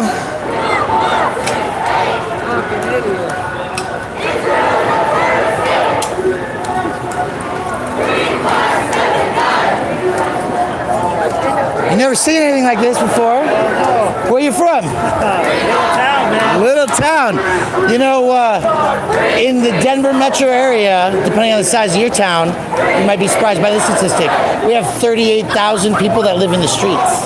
How big's your town? We got like 5,000 people. Oh, right. Yeah, this is just a small gathering on a Saturday afternoon.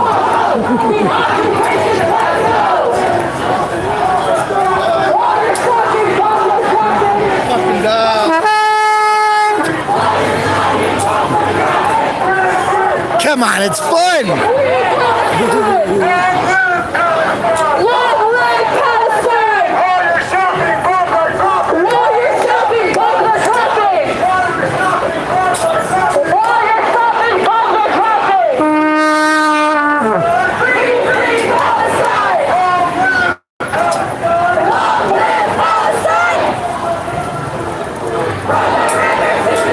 Sorry.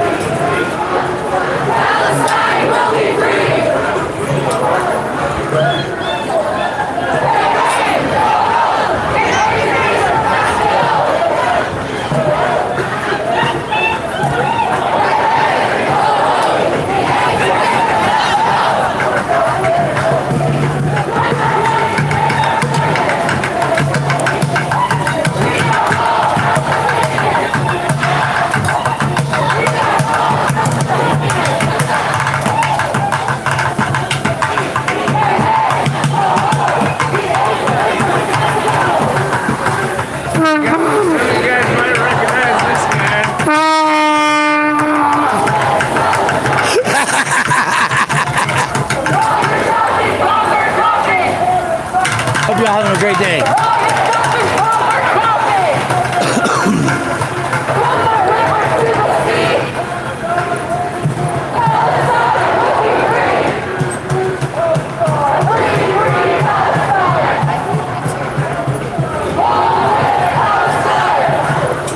How's it going? Good. What do you think about all this? What do you think about this? I'm like in shock. This is so sad. Yeah, well, you I'm know. from another country and I don't know what's going on. Well, I'm from Argentina. Argentina. What do you know about Palestine? I have no idea. No idea. I mean, I heard something. So you know, like after Hitler tried to kill all the Jews, they gave part of Palestine to the Israelis, to the Jews, right? Called it Israel since 1948, and it's never been a harmonious relationship. Oh yeah. Right? So now America makes a lot of bombs, a lot of guns, a lot of weapons, and children are dying in Palestine from our guns and our weapons. Yeah, I saw something. Yeah. So, yeah. So, you can join us.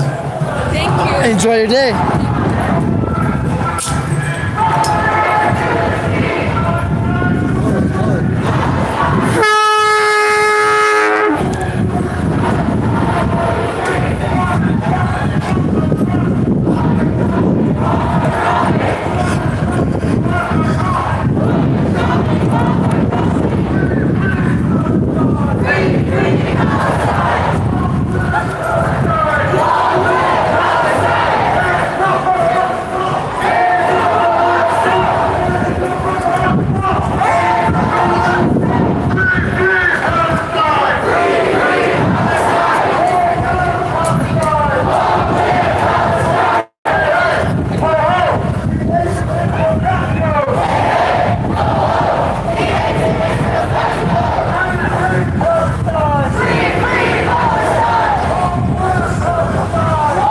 There you go.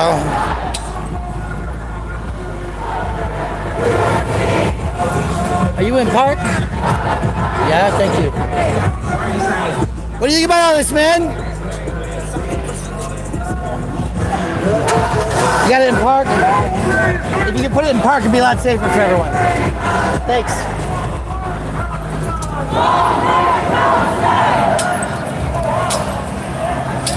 We got cops following us in jump vans on 15th over there. I just took that picture. Yeah, it's normal.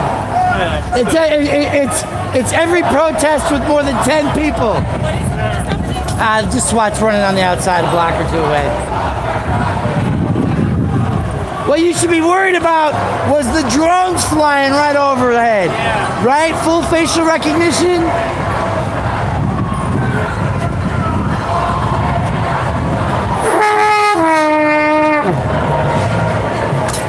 That was intense.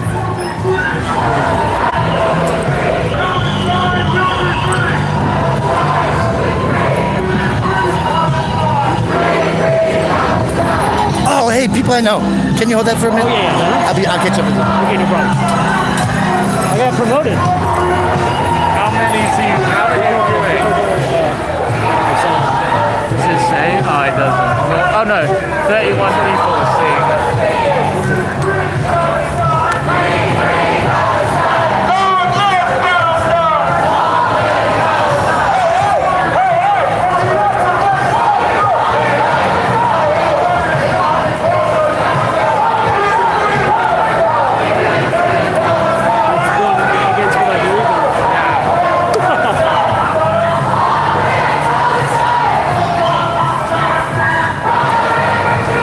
It annoys me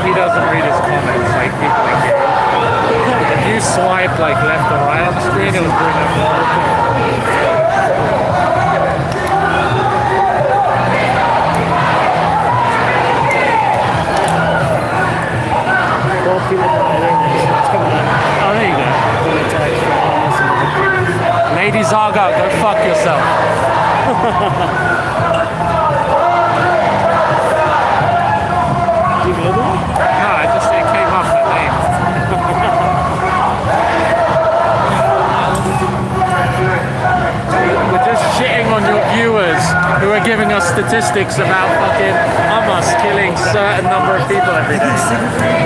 No. Sorry. Fucking fired a bomb and I don't know how. Oh, let me see him up there. They're on the top of Key Bank. Get that up here.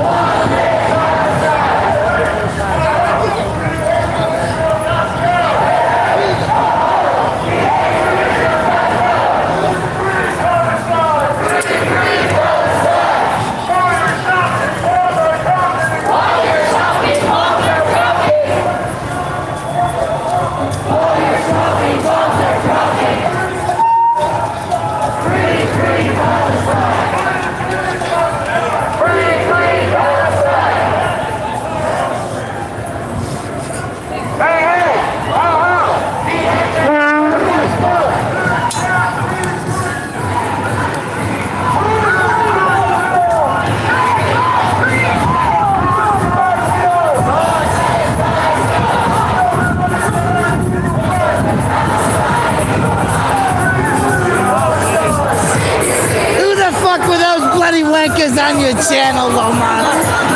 Fuck them.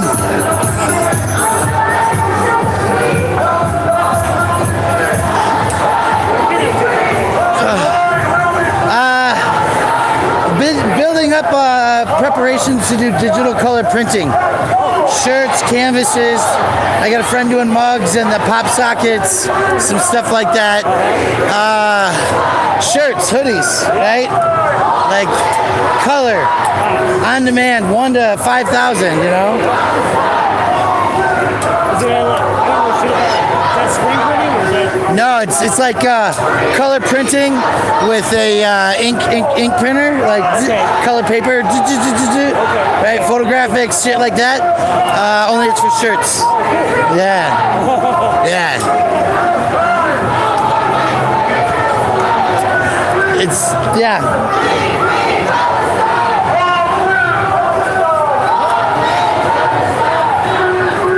So it's going on. Oh, not bad. I just been busy with life. It happens. Yeah. I love the bike crews. They just know what they're doing. Hey, this is why we feed the homeless every Sunday. Because this used to be a rape-free zone. So the city said, no, you can't sleep under the cameras. We won't protect you anymore. Are you the one that stole my sweater? Stole my sweater, didn't you?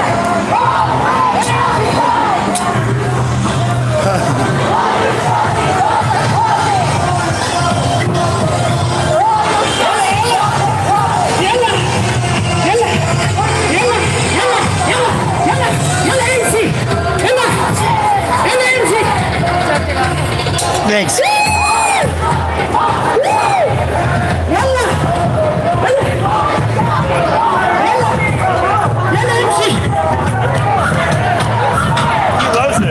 That's this guy right here, Master Blaster.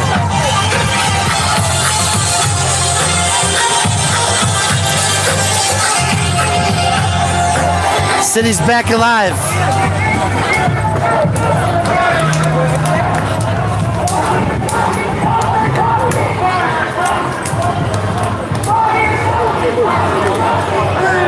Meanwhile, we have dabs and chess.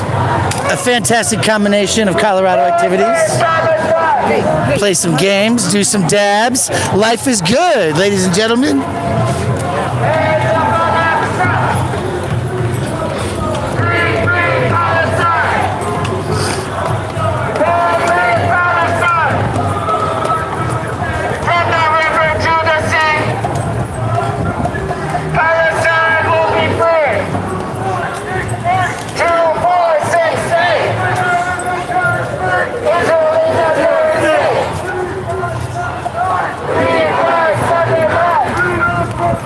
Man, I feel like we're going all the way.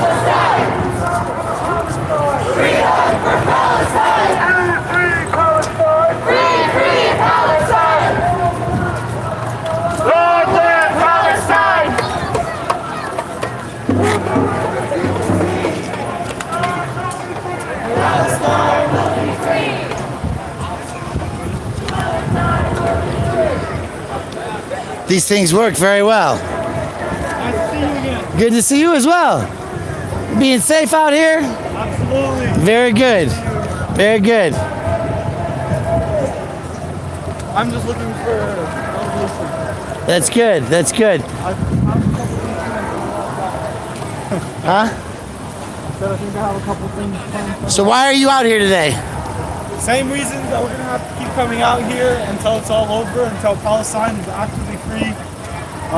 As you guys have seen, this is 2021, and we just went through 11 days of hell, basically.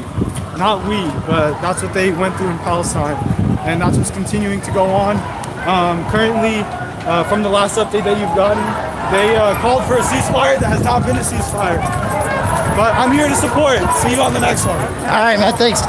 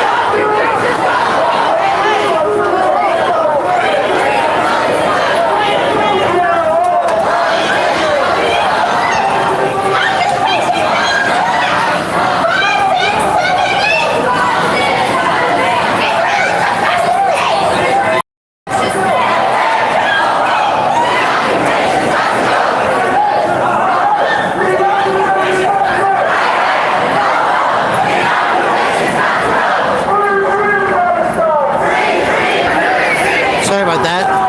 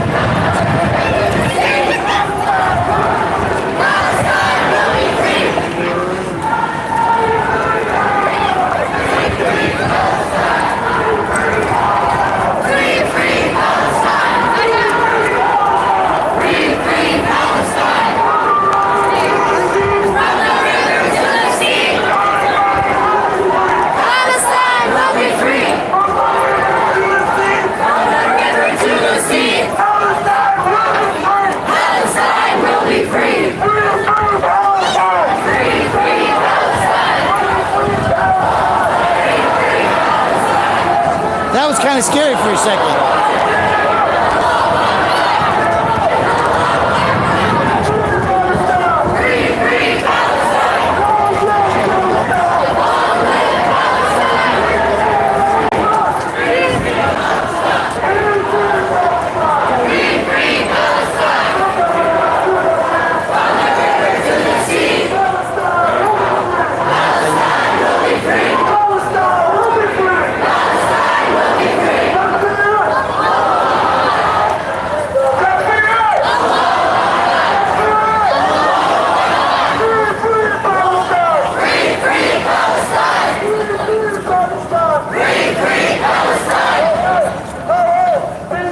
Hey!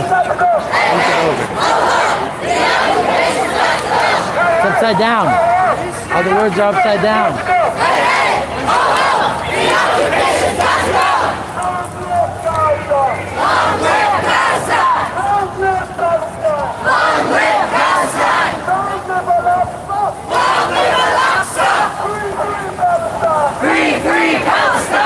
No Denver police on this side.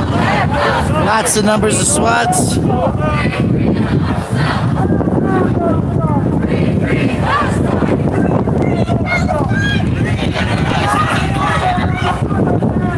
Definitely no Denver police over here on Arapahoe.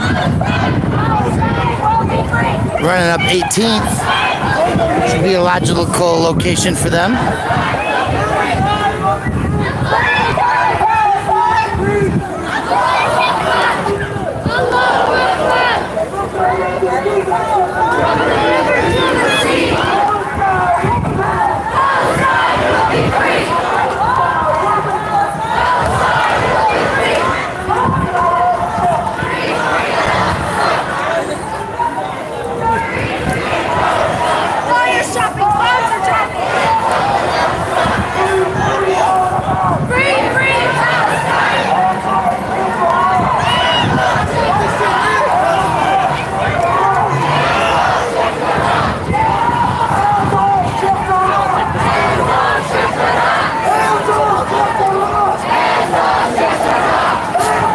Can I ask what this means to you? I'm in Palestine. Are you recording me? We're live to the world. Oh, we're live to the world. I'd rather not.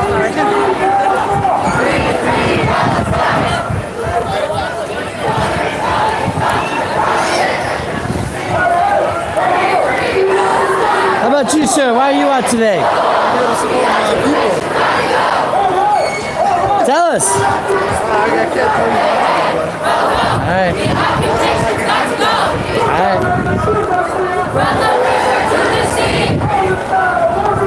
Palestine will be free.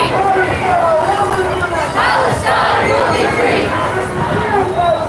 Free, free Palestine. Why are the cops upset? Did they have a bad day? Let me open it back,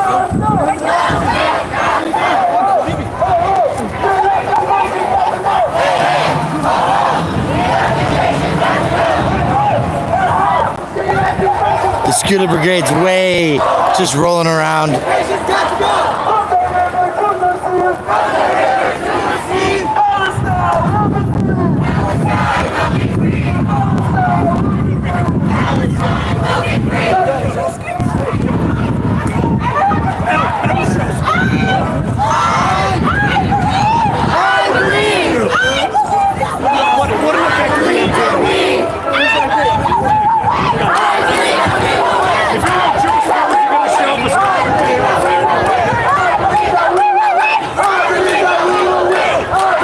She's got a high screeching voice.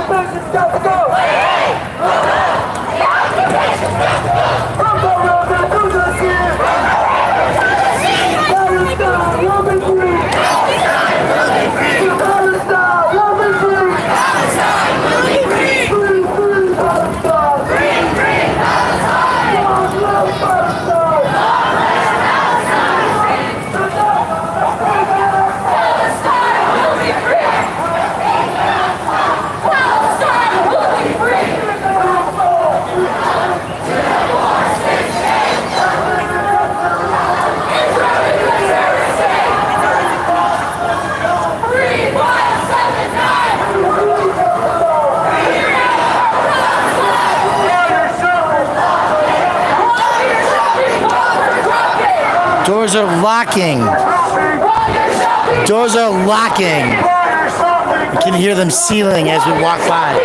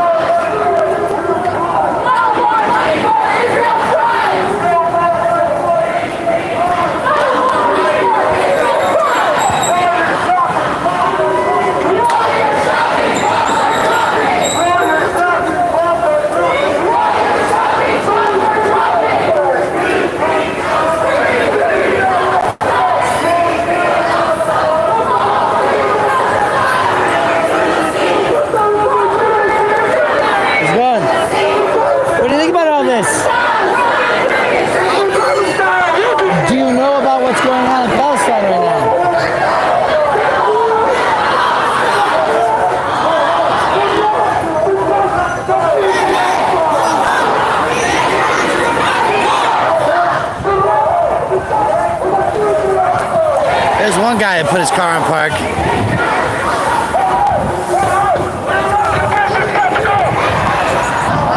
The occupation's got to go. Yes, it does. I guess the drone wasn't going. You in park? Thank you. You in park? Park. Yes. Thank you. Are we gonna last like that for a while? Oh, what? Are we gonna last like that for a while? Well, you better look.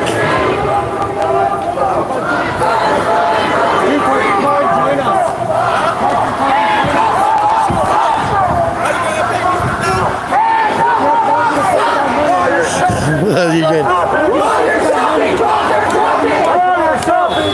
For real, let's go. Come on. Let's go.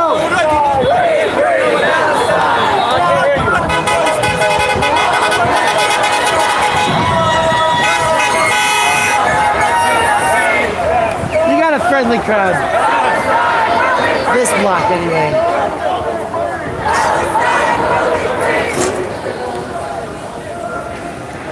What do you guys think about all this? What do you think about this? Yeah? How do you feel about what's going on currently in the occupied Palestine, Gaza Strip, you know, the West Bank? What? It's unfortunate. Have you heard about some of the things that are going on, like Israelis walking into Palestinian apartment condos and just saying, we're moving in. Everybody has 30 days to leave. Israel occupying Check it out. Palestine is a crime. Check it out.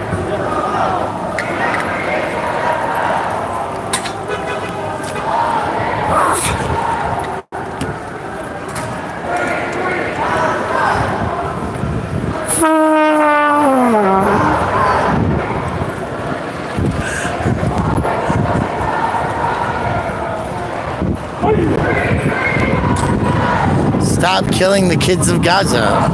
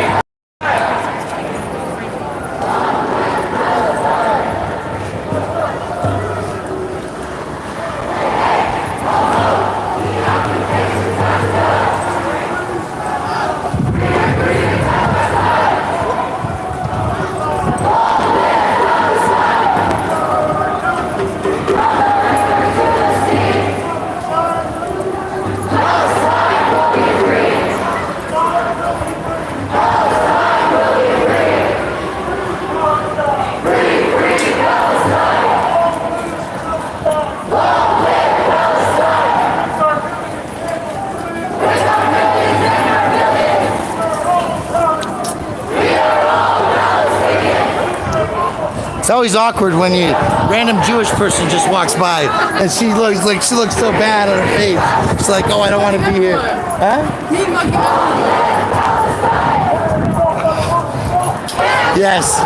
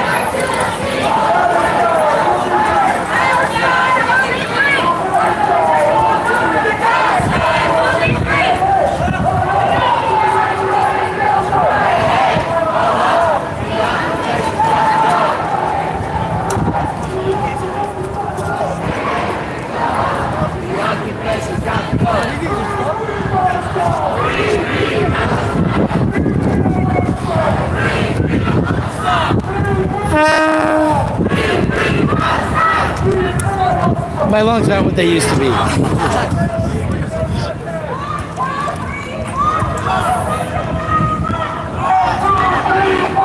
Still a drone flying overhead.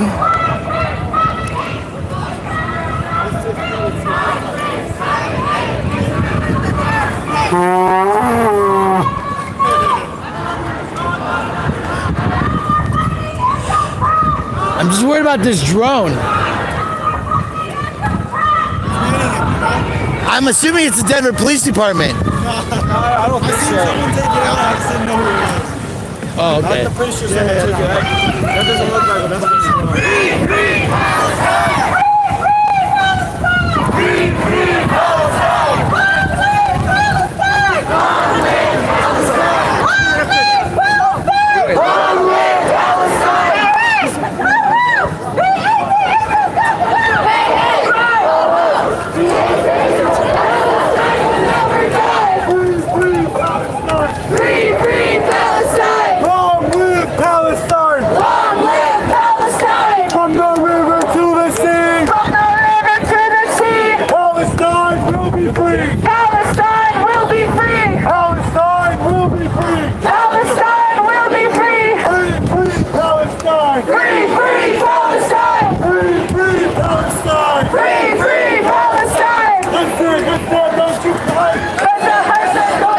Palestine will never die! Palestine will never die! Free, free Palestine! Free, free Palestine! Long live Palestine! Long live Palestine! Red, black, green, white! Red, black, green, white! Palestine, we will fight! For Palestine, we will fight! For Palestine, we will fight! For Palestine, we will fight! With our millions and our billions! With our millions and our billions! We are all Palestinians! We are all Palestinians! We are all Palestinians! Free, free Palestine! Long live Palestine! 2468! Until it's a terrorist state! We're booming again. 3579! Freedom for Palestine! Freedom for Palestine! Free, free Palestine! Long live Palestine! Don't you cry! What do you need? I can put it away. Palestine will never die! Palestine will never die! Palestine will never die! Hey, hey! Ho, ho! The aid to Israel got to go!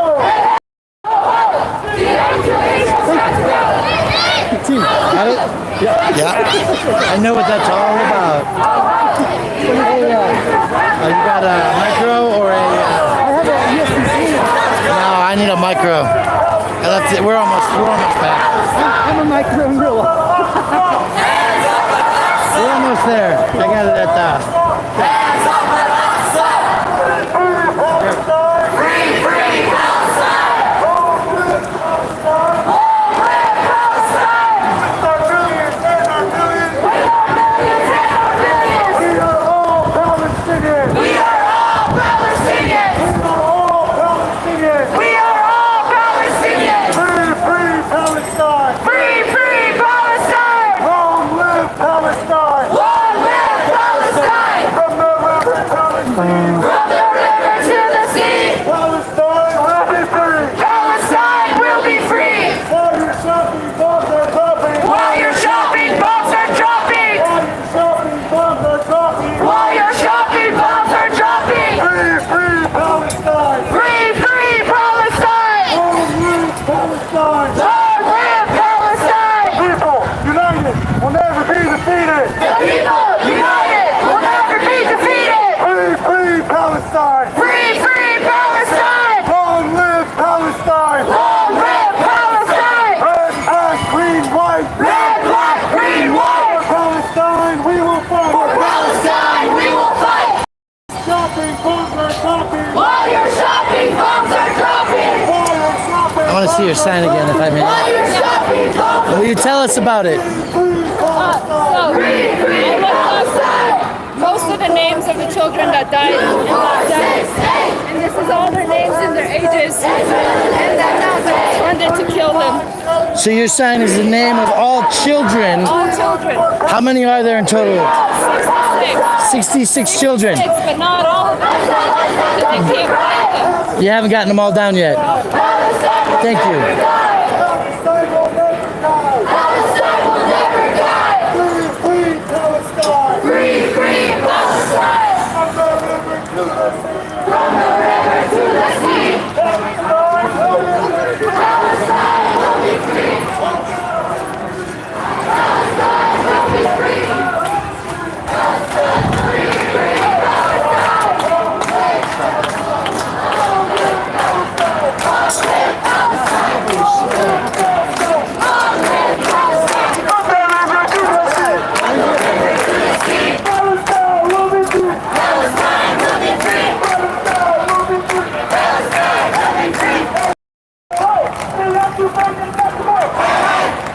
Are you guys kicking this car out of here before they cross?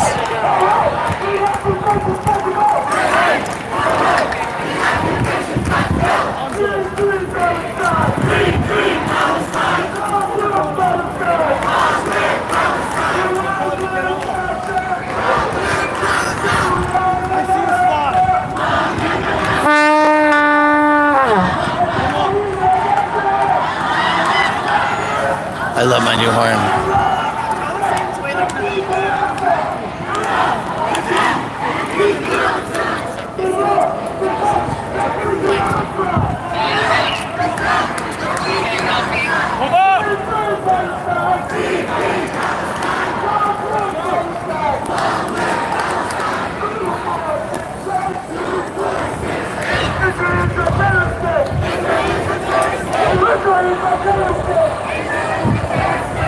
There's a really large crowd of people coming through. You might put your car in park for a second, just to prevent an accident.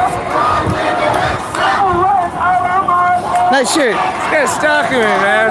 The guy who stole my shirt. Man, he's got my hoodie. What the hell? It's my twin.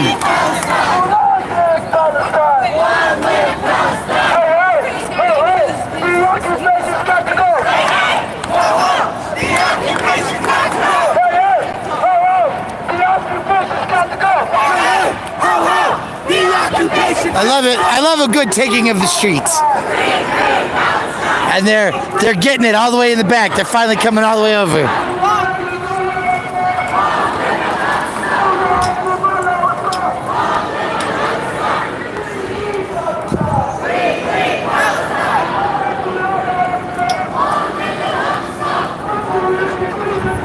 Somebody told me Denver police were getting agitated. And I just remembered, we have no way of actually knowing that because all their conversations are scrambled. So we don't actually know what they're doing. I think it is safe to assume that they're agitated, though. Probably. I mean, PD spends the majority of their time agitated. True that. Occupation got to go. Free Palestine. Oh, I like this electric bike. That looks like a fun one.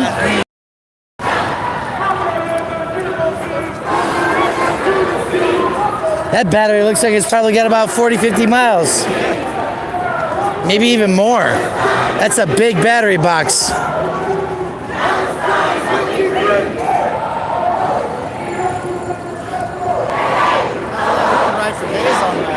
I wonder.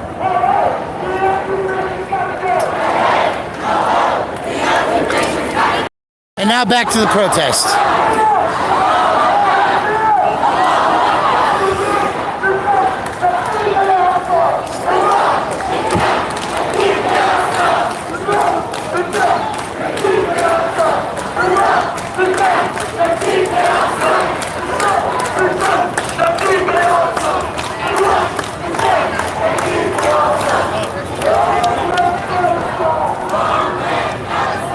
Slow down, you move too fast.